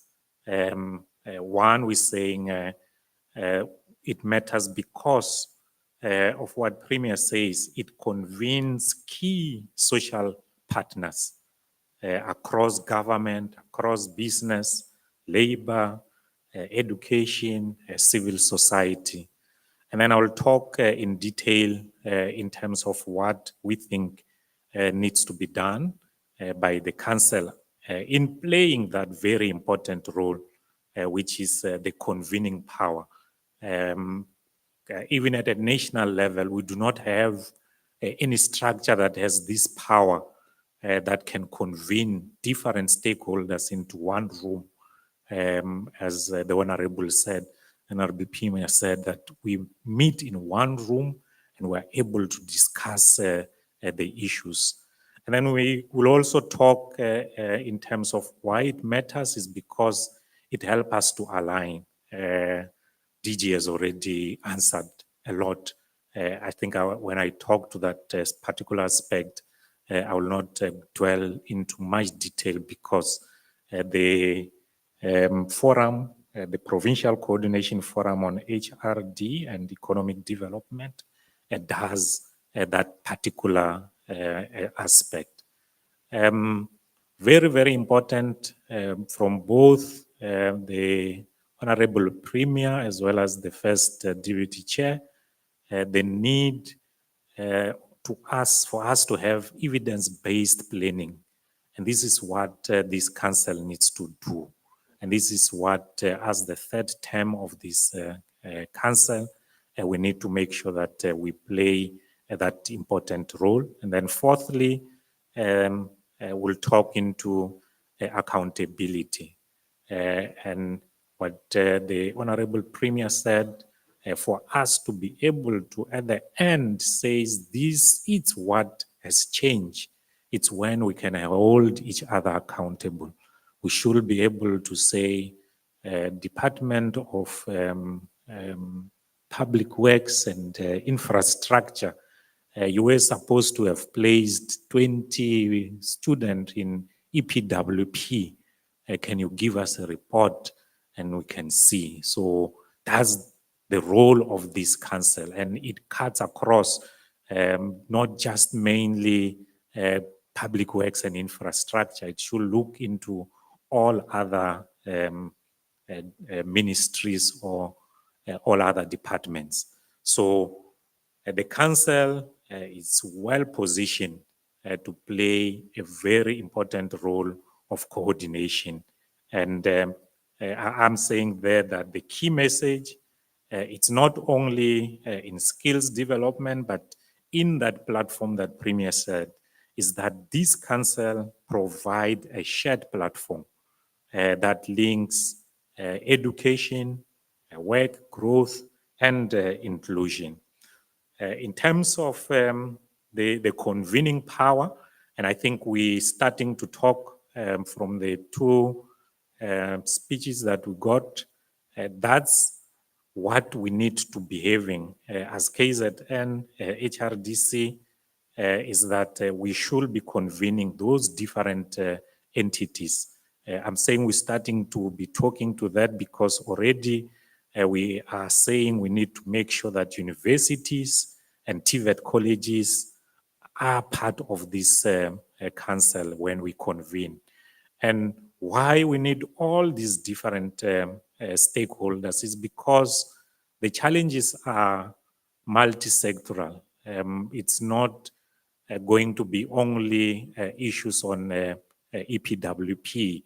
It cuts across not just getting learners. It's more than that. What then do we do with these learners after they have graduated? So the council plays that very important role of making sure that we address the issues in that approach of a multi-stakeholder or systemic in nature in terms of our response to the issues that we have. So the council have a convening value. That's why we need the council to make sure that we avoid duplications, we are able to be in one room and we talk alignment in terms of our implementation. This, I said, the second issue that makes council very important is alignment, which DG already talked in terms of how we're going to make sure going forward as the third term of this council, we are able to align into those areas. I like what you were saying, DG, but you stopped. I hope you can continue in terms of the areas that we need to be responding to that are coming up. And that's what this council needs to do. It needs to make sure that we align. If there's an area that is coming up and we do not continue to be producing skills in manufacturing, when the demand we can see it's in the digital space or in the green economy. So that's the power of this council. It makes sure that we reduces any mismatch between what is coming out from the institution and what is needed in the labor market. I think DG talked a lot in terms of this, in terms of the councils, the council that we have now merged and established that deals with both issues of economy and issues of HRD, which addresses most of these issues around youth unemployment, issues on move from education to the workplace. So I will not dwell too much in terms of that. The first deputy chair talks of the role that council needs to play in terms of making sure as we advise government, there is evidence-based. Our advice is based on evidence, and I think Honorable Premier also emphasized in that regard. So this is the value that this council or this third term of council needs to do.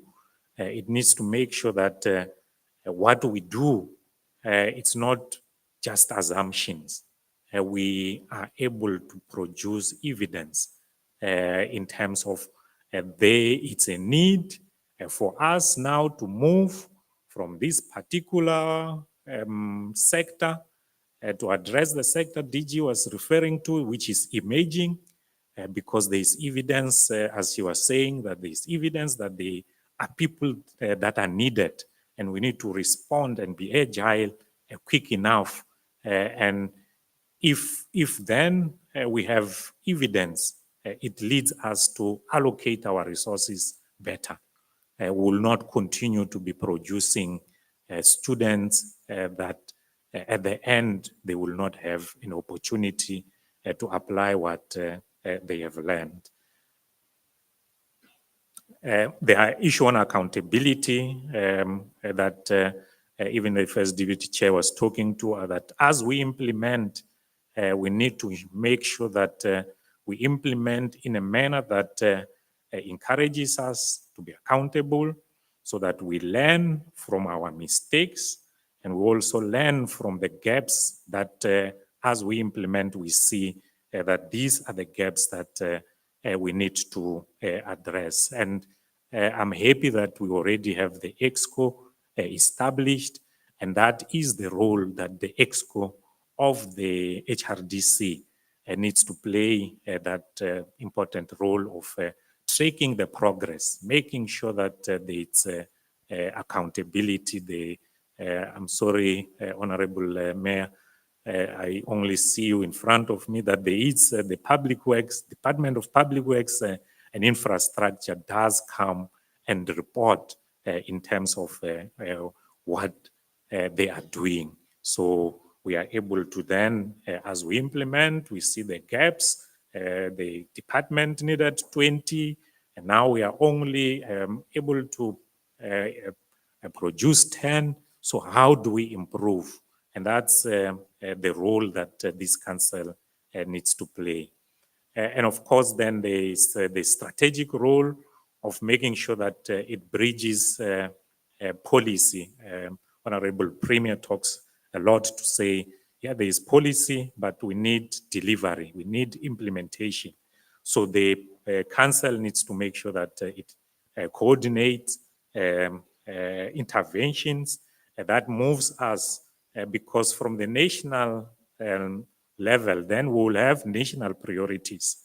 But then as the KZN, HRDC, we need to then sit and sift from those national priorities. What are the most pressing ones that we can take to implement for the province that are provincially specific? So that's the role that this council needs to be playing. In fact, at the national level, we always say what HRD happens at a provincial level. So even the deputy president, whenever we need to have meetings at the national level, will say, no, we need to go to the province because that's where we should be able to see where are we implementing in terms of all the priorities that we are having. So we're planning now for the next meeting. I think it will be in the Free State. We had one in the province. When was it, Sisbulon? Was it 2 years ago? 2020.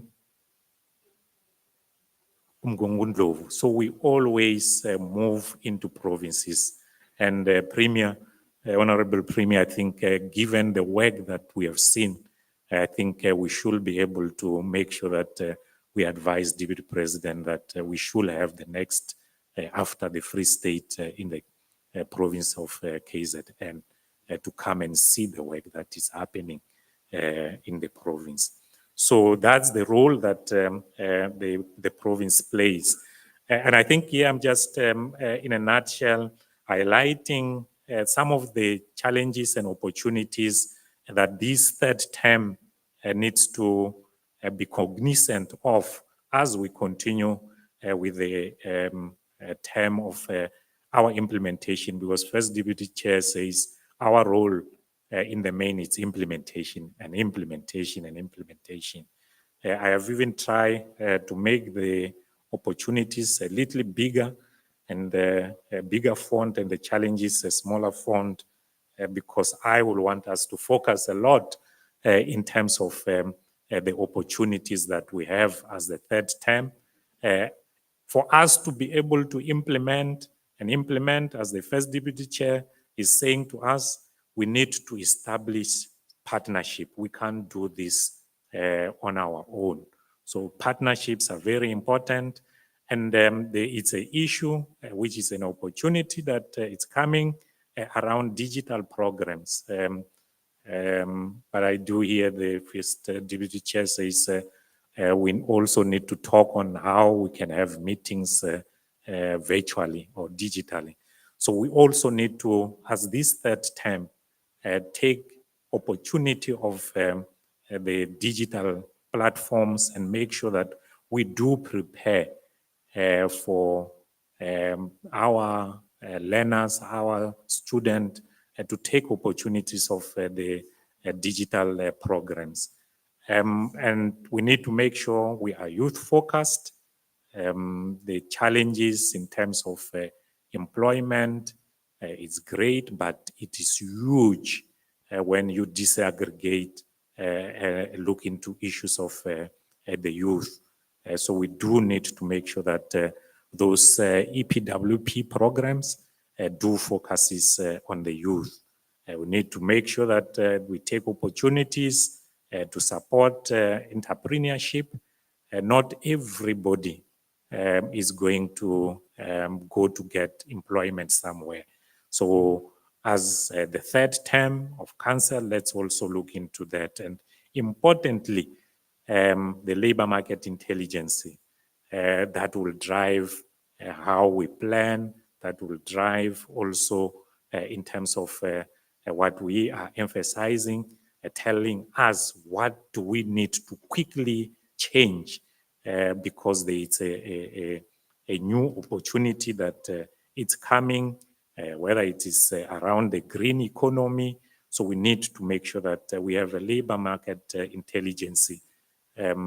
First Deputy Chair, you say the Secretariat will conduct those kind of research so that then it's able to help us to do that. So as I conclude, DG, the value of the KZN HRDC it's in turning the human resource development in a coordinated manner to address the issue the Honorable Premier is saying that there's so much fragmentation. So the value that we have with this platform is that we are able to coordinate the whole provincial agenda, and we are able to convene the different partners that needs to be in the room to address those provincial agendas. And we're able to align with the structure that the DG already spoke to. We need to align skills with the economic needs. And we are also able to conduct research so that whatever we are saying is evidence-based. And when we have done that, we need to implement an implementation that the First Deputy Chair is calling for us. It's a implementation that we are implementing as we are monitoring as we implement. So we implement with a back at the back of the mind, having a monitoring manner that as we implement, we are able to identify where are the gaps, where are the issues that needs to be addressed. So the biggest test that Premier already gave us, it's not only in convening, not only in coordinating, but the biggest test, it will be the outcomes that we need to see after we have convened like this, after we have coordinated a specific program on green skills or on issues of EPWP, we want to see the outcomes. So that will be the test that this third term of council will be tested on to say, okay, you have convened, but where are the outcomes? So we need to have that as the back of the mind that as a third term, we the value it's very important that we play in making sure that we get everything and everybody in one room. We coordinate all partners to play an important role, but let's also move towards making sure that after we've done all this, there is outcomes.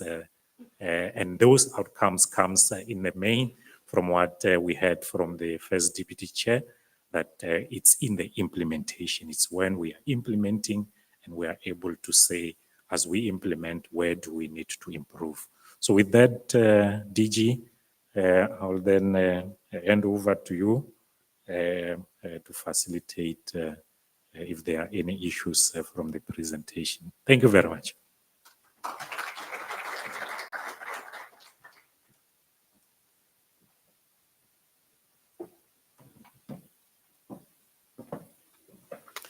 No, thank you very much, Dr. Manyeke, for his presentation that I think is assisting us in understanding our role as this council, and also for the synergy that and the thread that is being clearly drawn from the remarks by the Premier, our Deputy Chair, and also the merging and the synergy that is created between the two councils.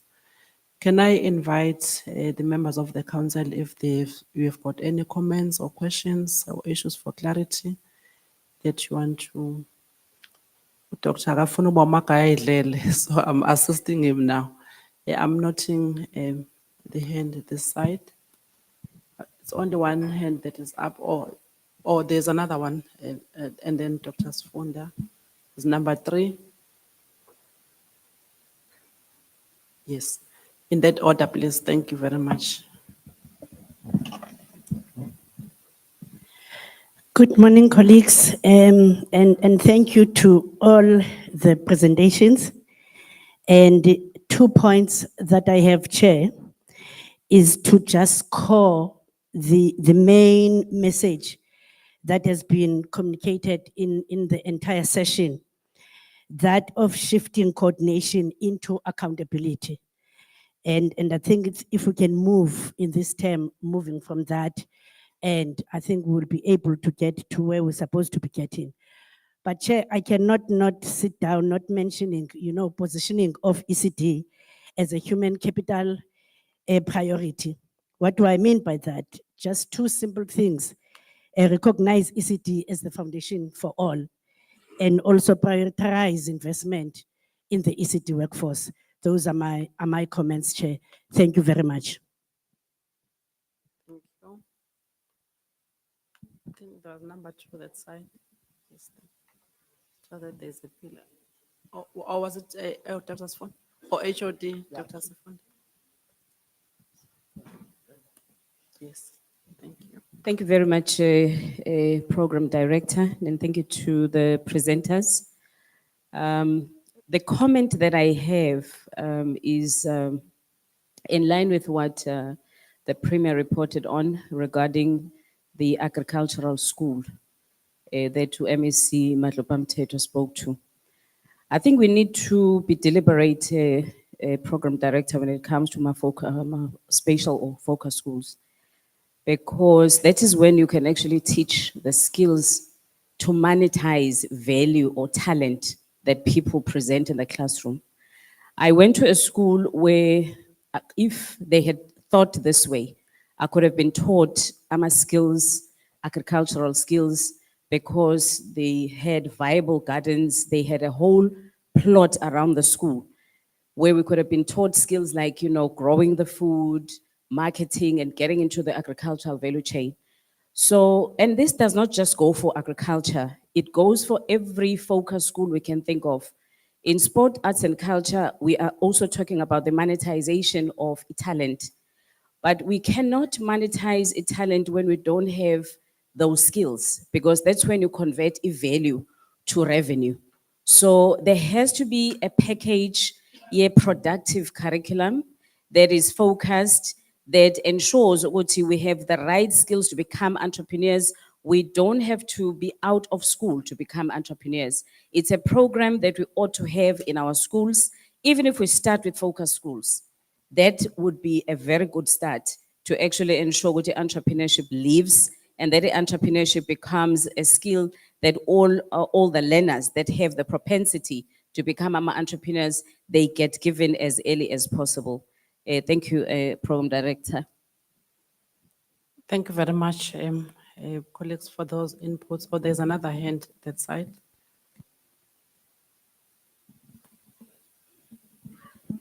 Thank you very much, Chairperson. My name is Mike Mzolo. I represent the sitters in KZN. My point would be to say those young ones that seek to pursue careers. I feel that as leaders, we need to start off with the proper diagnosis of where the relevant skills are so that we avoid the mismatch. Those that we've been in meetings with, they always know and understand that I'm an advocate for proper diagnosis of the relevant skills because the jobs are there. The industries that we work with are telling us that we have the jobs, but you do not have the people that we need. So what we need are the relevant people that possess the relevant skills so that we can plug them, excuse me, into the relevant jobs. So what we need to do is we need to continuously update the skills that are needed by the industries. Once we are done, because that list, we cannot operate with the list of priority skills that was existing in the last 5 years. The skills are evolving. There's 4IR, there's 5IR, there's a lot of skills that are evolving these days. So once we have done, we intensify the campaigns of career development because our children take careers that are uninformed. As a result, they sit with these qualifications. I'm a living testimony with my younger sisters who could not take the relevant qualification or start the relevant qualification, who are graduate, who are seated at home, not doing anything because of that. So what we need to do, once we have updated all these skills, the priority skills that are needed by the industries, then we intensify the campaigns of career development services. We inform the young kids that these are the careers that are needed by the industry and that are demanded by the economy so that they start looking at these opportunities. And we must also inform them that your background, you don't have to worry about that because it is our jobs as people that are seated in offices to worry about where are we going to get the money for you to study. All you have to do is focus on your studies and do better because opportunities will be prioritized to those who do better at schools. So once we focus on those key things, which are basic things, then our kids will start shifting their focus into what the economy demands. And then that's how they are going to acquire the opportunities, improve the prospects of getting jobs. And that's how we build the country. Thank you very much. No, thank you very much. Can I take the last, how many? It's just that there are pillars, so ngibuye ngabone kahle. To the side and this side? Two. Okay, I'm going to take the lady and then Mr. and then to the side and then we close the session for discussion. My apologies because there are pillars, I can't see the other side. Thank you very much.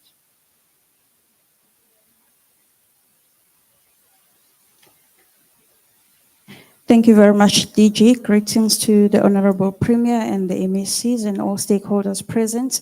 My name is Tandega from Moses Kotane Research Institute.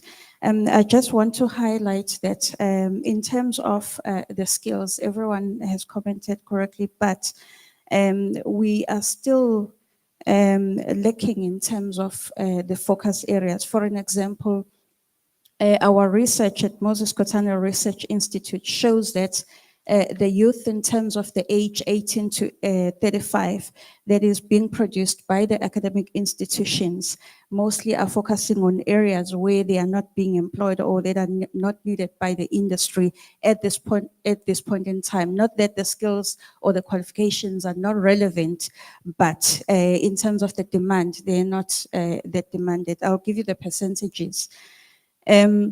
What we are producing in KZN in terms of the qualifications for youth of age 18 to 35, 36%, which is the biggest, highest percentage in terms of our production, goes to education, meaning that our youth has got or is coming out with qualifications from or to work in the education sector.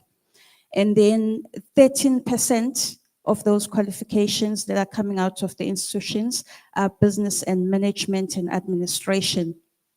Public management and governance, 8.2%. Finance, accounting and economics, 6.5%. Agriculture and environmental sciences, 5.4%. Science and maths, 4.3%.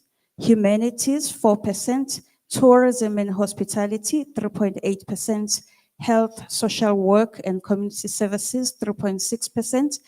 Engineering, built environment and technical, 2.3%. ICT, which is information, communication and technology, 1.9%. And law, safety and security, 1.8%.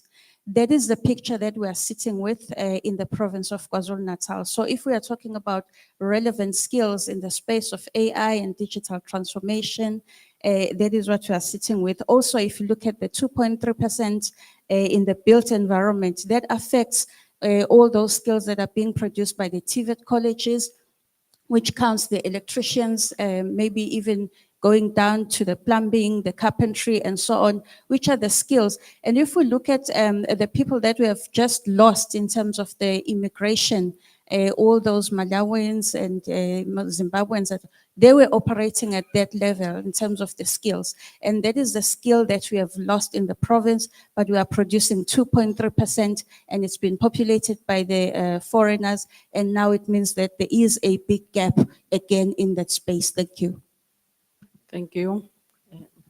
Thank you, Chair, Chair, and good morning, colleagues. First of all, I would like to suggest a few things. We talk about where we want to go in the year 2030, but an important aspect that I would like to focus on is what I call asset-based community development, ABCD. We forget about the community, and we only want to focus on the people that have just left school. So something that is very important, and I'm prepared to share that information at some point in time. The second program that I like to talk about, NARISEC, which has been in existence, and in some provinces it has worked. I ran this program in 2011 to 2014 in the Eastern Cape, and it was extremely successful, where we did household profiling. And I think that's something else that we need to go back into. I think there's a lack of communication between basic education, TVETs, and higher education, and that's something that is really cause for concern. If we can all get together and discuss what we want to do and where we want to be, we'll be doing the right thing for the right purpose and at the right time. We cannot continue in silos, because the programs that we have at TVET, some of them are using the old NATED program. And that is also, we are producing graduates, but they're not being prepared for the world of work. And that's something that we need to go back to. We need to look at the methodologies that we're using at our universities of technology and even comprehensive universities. And I'm sure the DVC behind me would probably agree. We need to ensure that we're doing the right thing and not just coming and talking of a PowerPoint, because we want to engage. We're not engaging with the learners.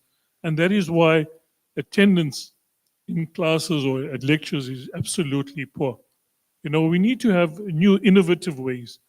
We talk about entrepreneurship, but we can get our students to think in an entrepreneurial spirit.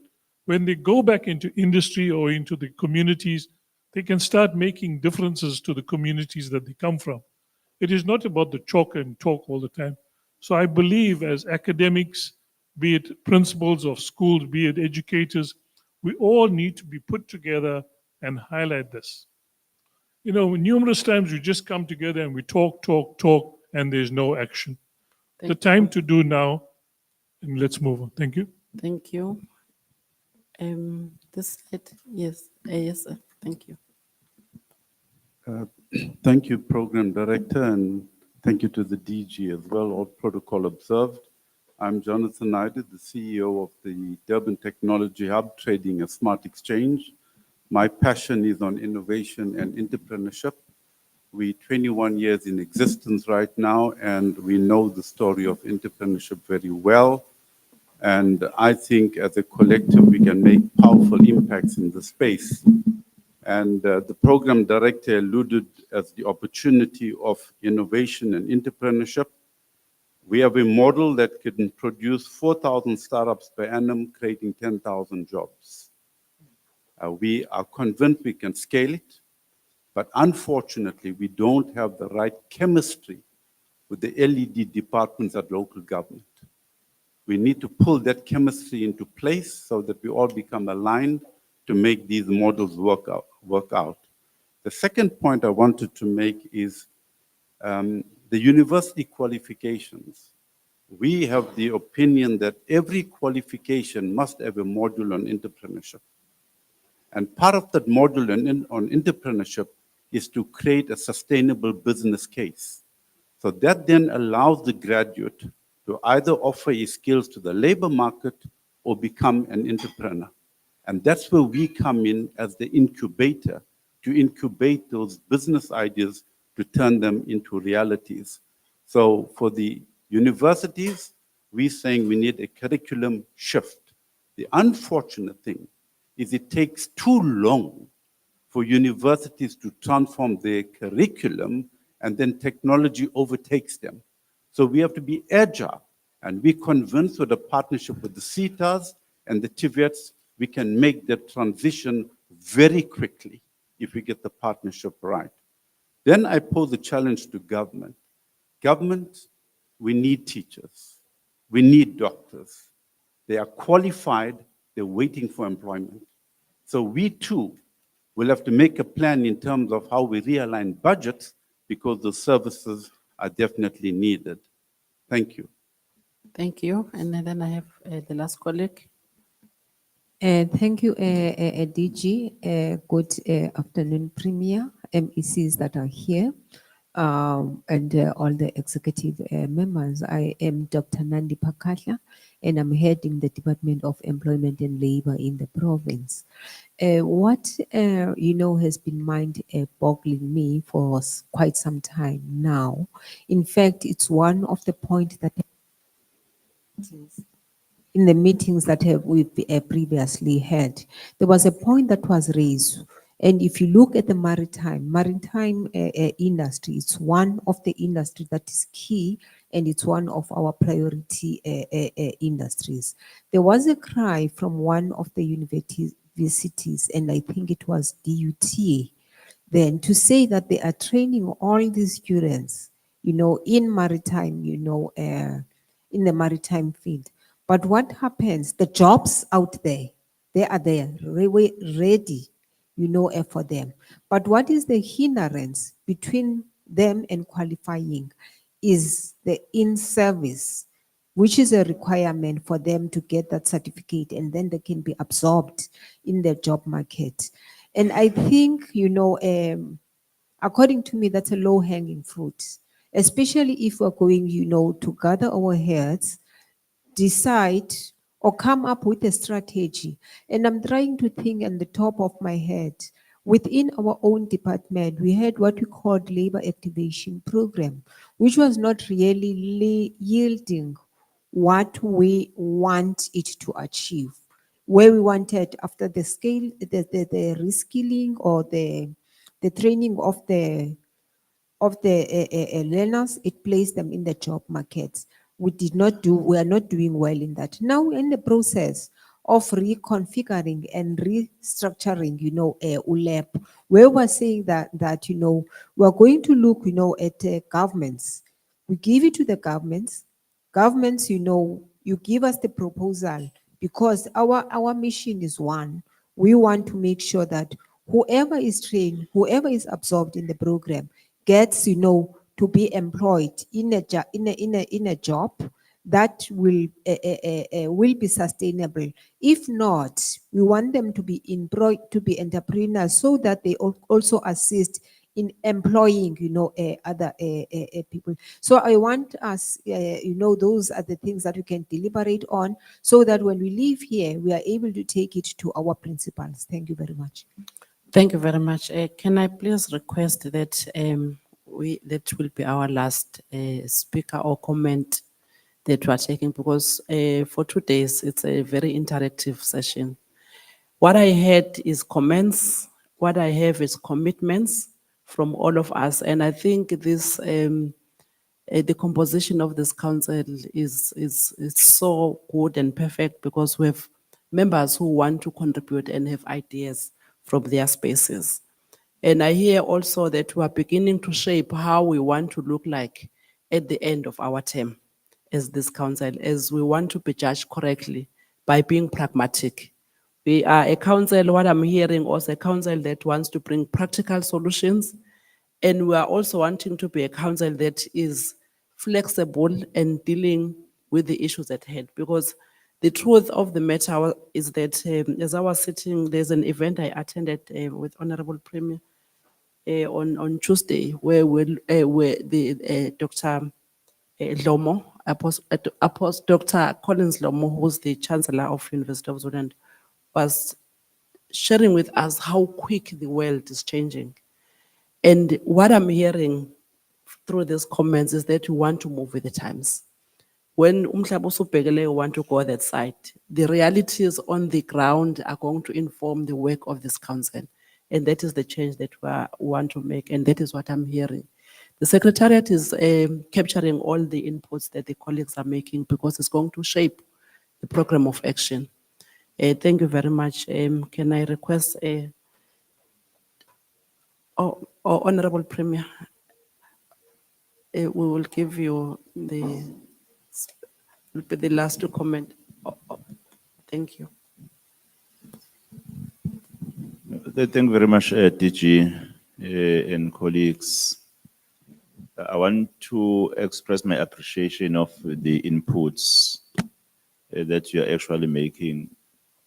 We need to get to a more practical understanding and action in resolving the problem that you assist with.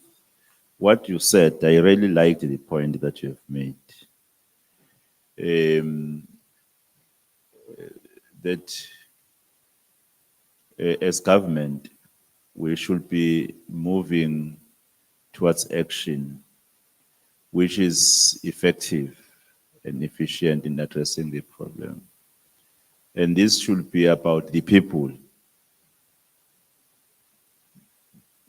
When you say about the people, to me, I just asked myself a question whether it's only that I've not came across a report which will show the skills gaps per areas or per district or per municipalities.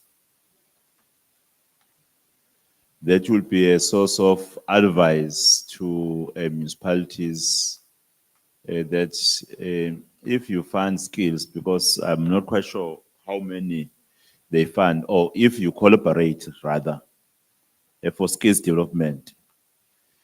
Here are the economic opportunities in your area. Prioritize these skills. For an example, sitters, because they are making money, they will come to a municipality and say, we are coming with a training for 100 people. And they are the ones who will tell the municipality that you will be training on these skills. But when you do the analysis of the need in that region or district, you don't see the opportunities after the training. As a result, people will finish their training and they'll go back to poverty. During training, they get a stipend, at least they're able to buy some basic needs. Others, they even support their families. But after that training, they go back to poverty. So I think this, I went to that far when you said that understanding people, this is about people. We need to understand. I've not come across a report. If there is one, I would really wish to see it. Which will be talking about Kwazulu Natal. It's good to be brought in analysis, but I wish we can have a report that will be talking directly to a particular region or district to say, here are the gaps. And we take that to a platform with municipalities, with local government, to say, have this understanding. And that information could be also shared with whoever may be useful in addressing the challenge, even the sitters. when you go to those areas, consider these skills because they are necessary. So I only wanted just to say I really appreciate the inputs, but I wanted to take forward what was said on my right.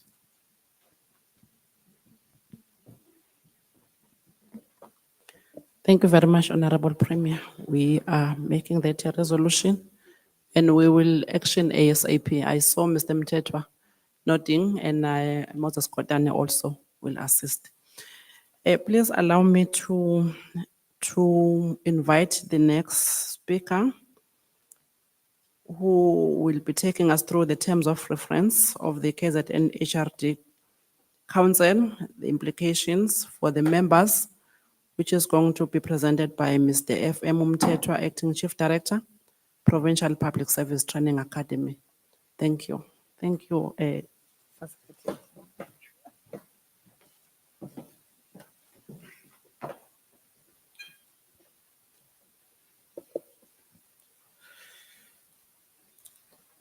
Greetings to the Honorable Premier, who's also the chairperson of the HRTC, as well as the deputy chairpersons, Kabazela and Babezita, the conveners of the Economic Council, and the DG as the head of Secretariat, and the advisors of the Honorable Premier, the Chief of Staff, members of the Council, including all the VCs present and members from academia, media, and distinguished guests.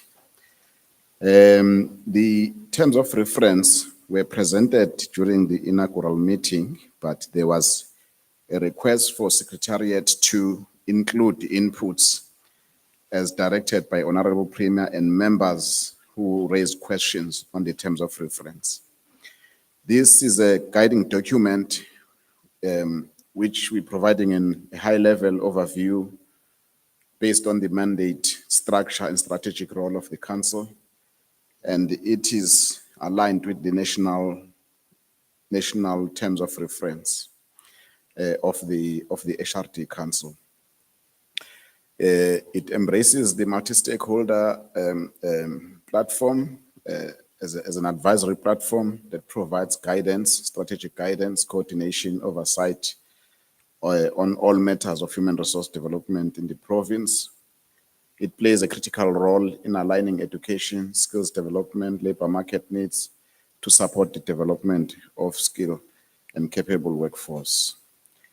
It is also anchored on and aligned on the HRT strategy that has been approved together with the Master Skills Plan, and it contributes directly to inclusive economic growth and social development in the province.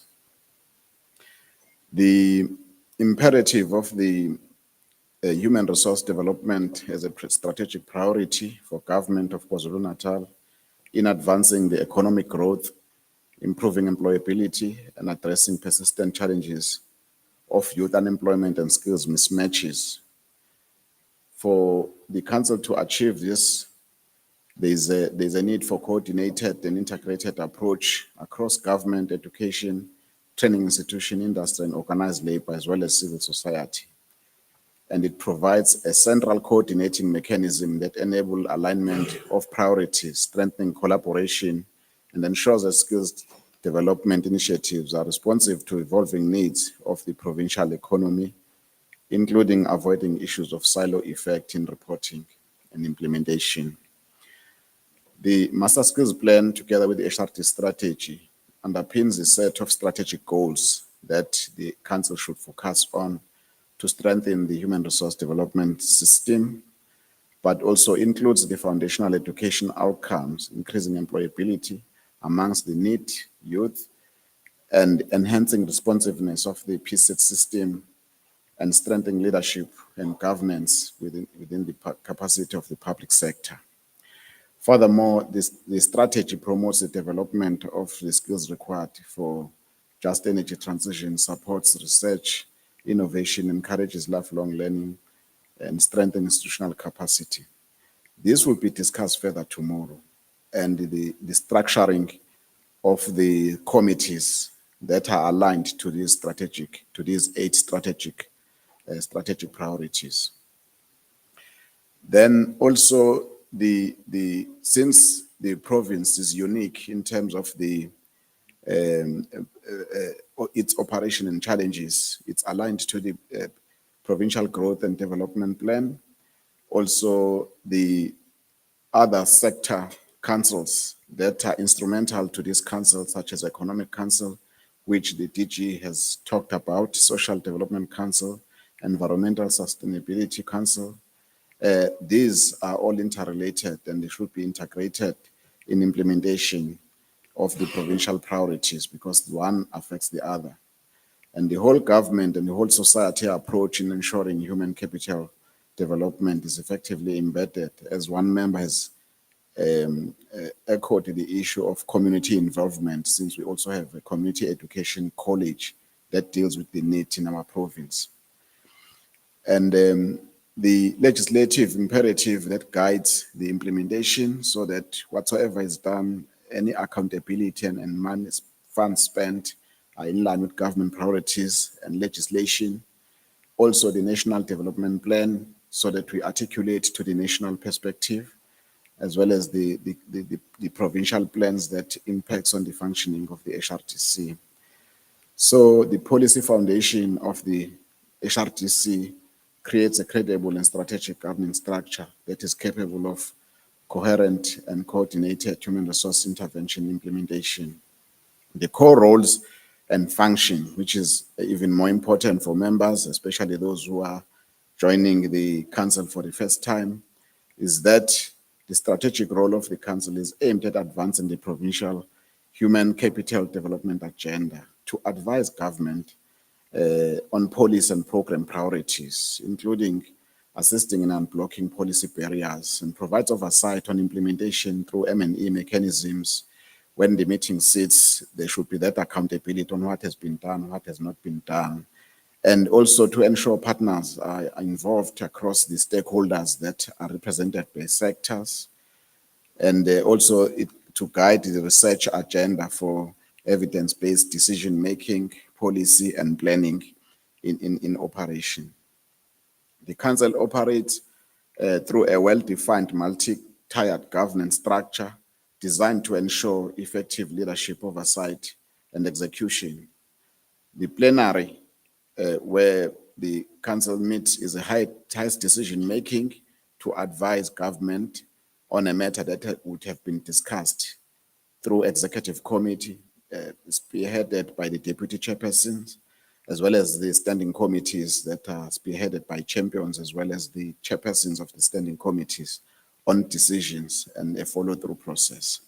These standing committees are comprised of a technical expertise and specialists who are advising and providing support to the Secretariat as well for coordination and administration of operational efficiency, and to refine processes so that when the plenary sits, it's something that would have been well researched and advice from experts on how well things can be implemented and intervention can be implemented. The structure promotes accountability and responsiveness to effective decision-making across all council. It is chaired by the Honorable Premier and supported by the deputy chairpersons. One of them is from organized labor. This time around, we didn't have one from business, but it's actually worked well because community representation, where implementation and impact should be attested, is represented. But also we have another platform on the Joint Forum where Economy Council sits as well. So this presents a balanced representation that fosters collaboration and strengthening commitment as a collective, including community representation, since now we have rural and cultural and agricultural representation, which we didn't have before. And the stakeholder representation and membership reflects a broad and inclusive presentation of stakeholders across the ecosystem of human resources development. It includes national, as we are having HRTC present here, and also we have delegate led by the Honorable Premier that goes to national HRTC to ensure coherence, but also there's local government, since we have stakeholders such as SALGA, and then for local government representation and sectors from education, the PC system, business, and training institutions, including private providers, private training providers, organized labor, and civil societies, and professional bodies and rural development stakeholders. Members are appointed for a 5-year term as aligned to their letters of appointment. And also we recognize institutional memory for continuity so that we don't reinvent the wheel, and to ensure sustainable strategic input on the work of the council. We highlighted in red because this was also raised as an issue. It was actually an oversight, maybe Honorable Premier, it contributed to non-attendance of some members because people, if we don't say we provide support, they won't say, they will just decide not to come because perhaps they don't have means to come, or the secretariat or the council has not provided that. So we put that there's a platform provided for reinvesting members within the government policy on subsistence and travel policy. Some of the members present here, we've already processed and approved their claims, those who have submitted. And also those who require accommodation where required, they have to indicate, but unfortunately, members, we could not go ahead and have a block booking because we don't know whether members will require such. But we are also aware that some members, it's part of their organization to have a budget set aside for this kind of work, which is community involvement. Actually, others receive incentive by such participation. So we are equally aware that members shall be responsible, not that whilst the organization is providing support and means to come here, they also submit claims. Because in one way or the other, the big man called AG might find that actually members. I'm not implying members are doing that, but I'm just issuing a caution that as public servants, we were aware of such happening. And then the members, the S&T policy shall apply, and S&T policy, just for example, says you can't claim within the town, so those who travel around, they will know Baba Kwazulu. Thank you. The council may determine circumstances arising from resignation and incapacity code and necessary replacement. We have since replaced some members when inaugural meeting took place, could not come, and some developments we have had that others had passed on, so we had did replace, and we have new members who were not part of the inaugural meeting. And as and when the need arises, members will be replaced.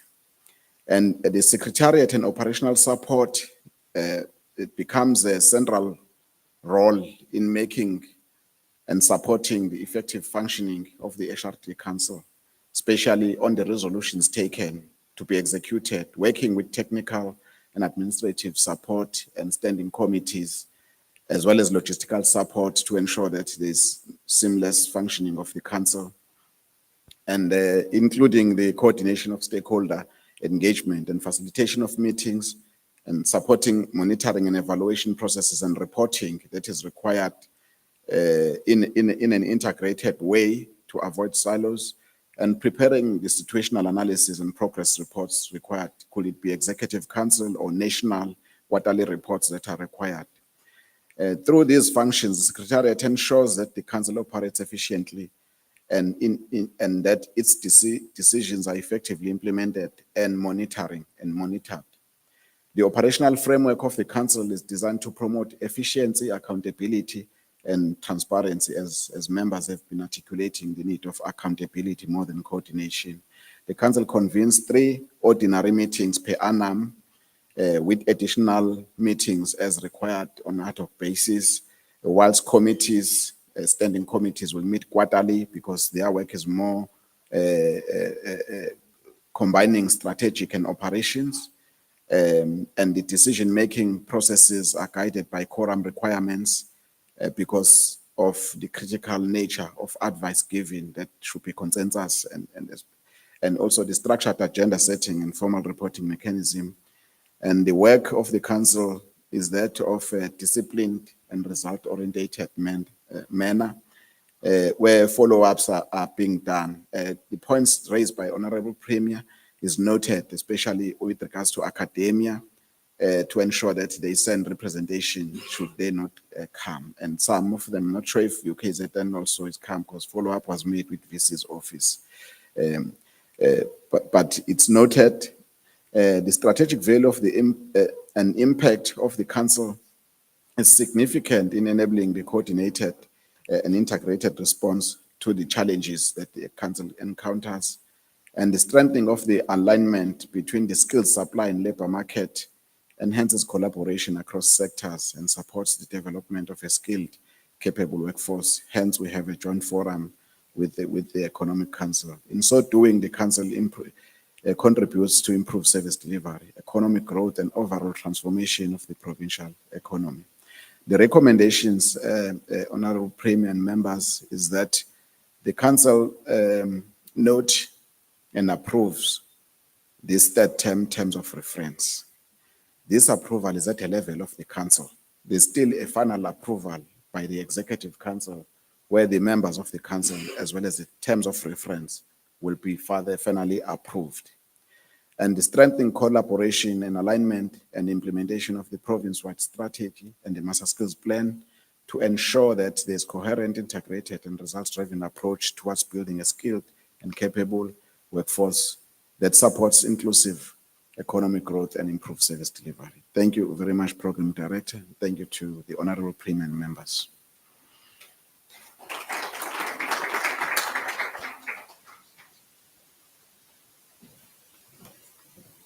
Thank you very much, Mteto. We will take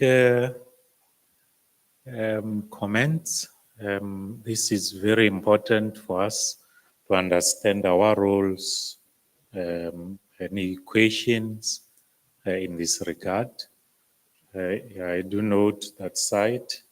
The other side? No, you can, and the First Deputy Chair. Yes, go ahead.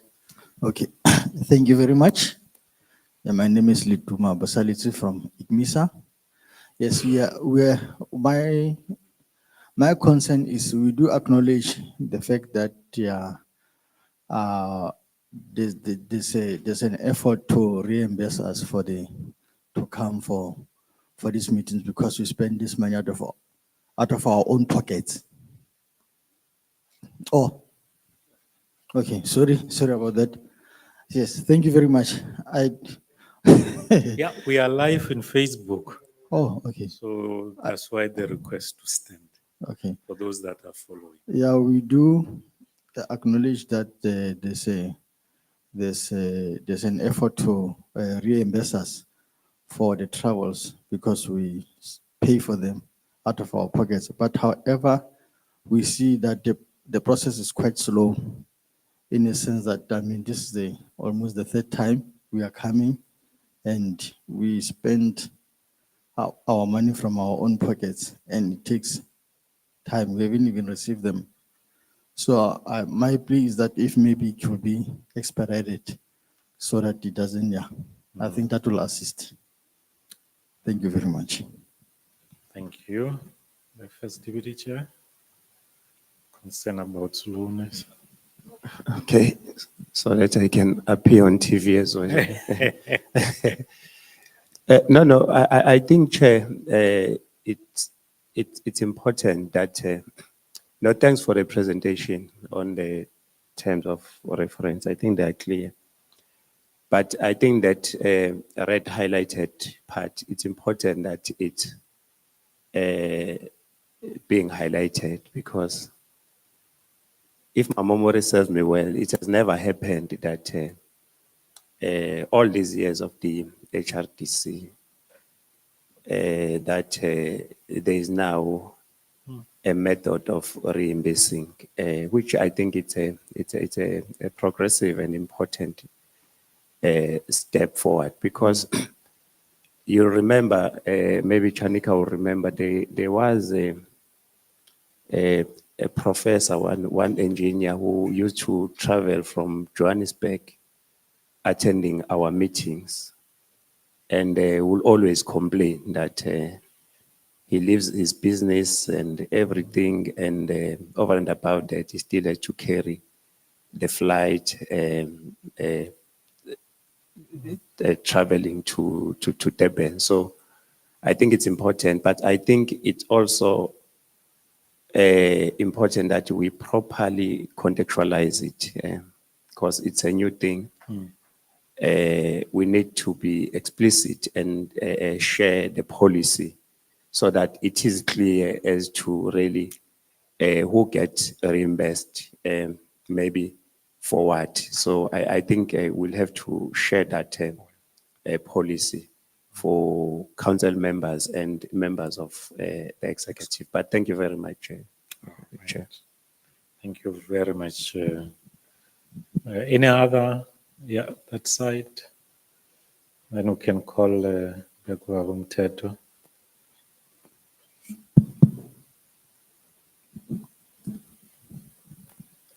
Good afternoon, Chair. Thank you so much. And thanks so much for the presentation. I think, Chair, if I recall, tomorrow probably we will get to the details of terms of reference once more to get a second bite. And the point that I want us to remind ourselves of is when I peruse the documents, when it comes to professional bodies, there's a great improvement. And we just need to make sure professional bodies are councils or bodies that are supposed to be as defined by the Act of Parliament.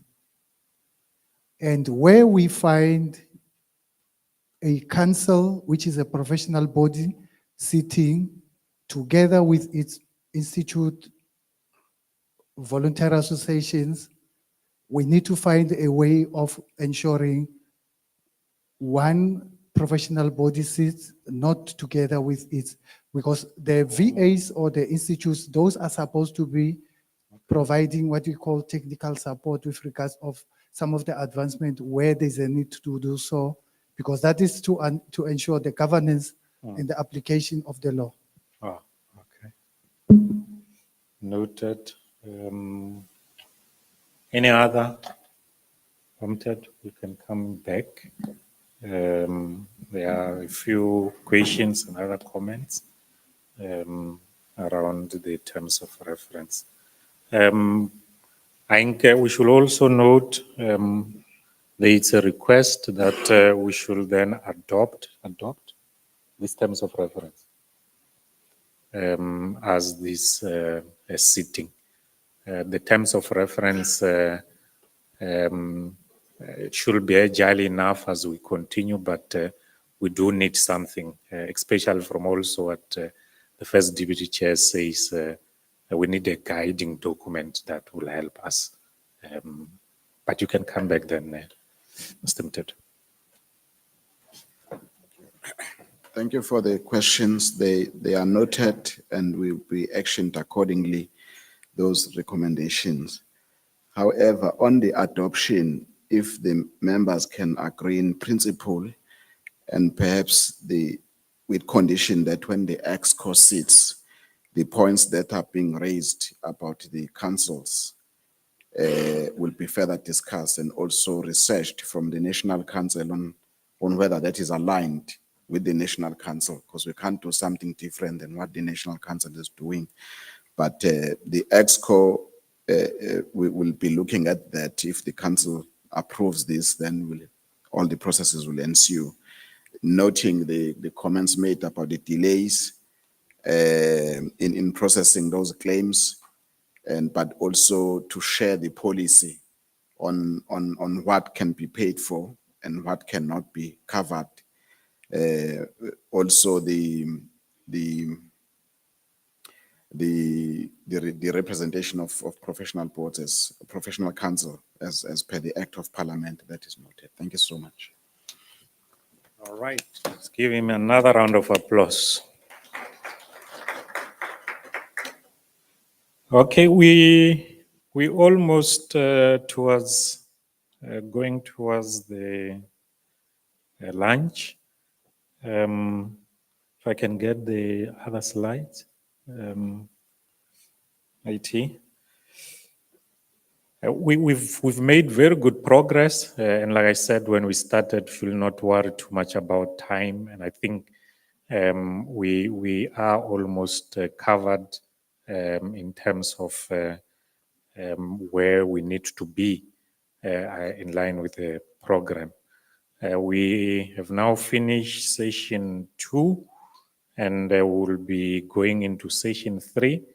There are a number of things that came out, especially from session 2, which we're now taking as a resolution or an action that Premier indicated that we do need a list of skills gaps per district and per municipality that we should be using for the training. So our training then becomes demand-led training in the skills revolution, not just supplying and for people just to get stipend, but should be demand-led, led by that list of skills gap per district and per municipality.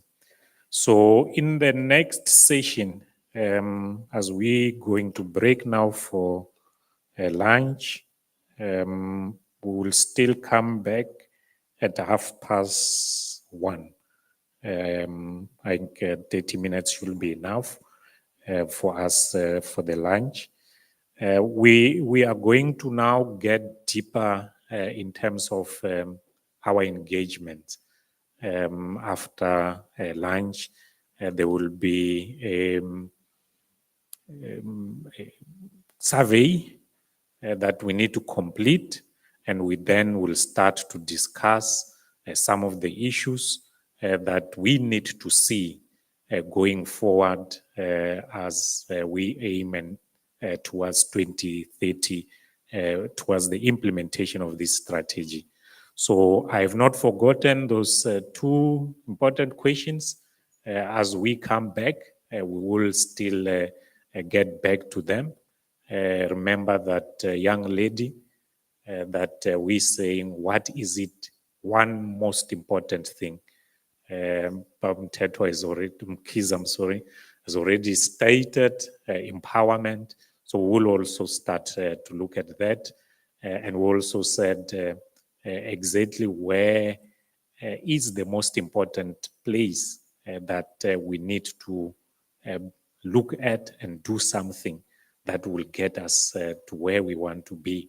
And I like what we already started a discussion around the ABCD.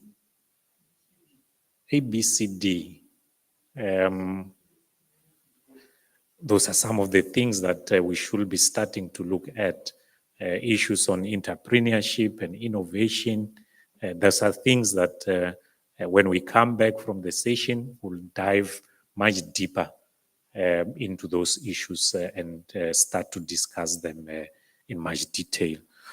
So with that, lunch is served where we had. Is there someone knows? Or just as we walk out, there are people that are going to help us to get there. Please, let's get back at 1:30 exactly, and then we will now get into the issues on the questionnaire, the survey, and dealing with what do we want to see, what are the programs that we will want to also start to ensure that something happens before 2030 when Premier stands and say, this is what this council has done, and we are able to measure and say, yes, these are the issues. So enjoy the lunch. Please, let's come back at 1:30. Thank you very much.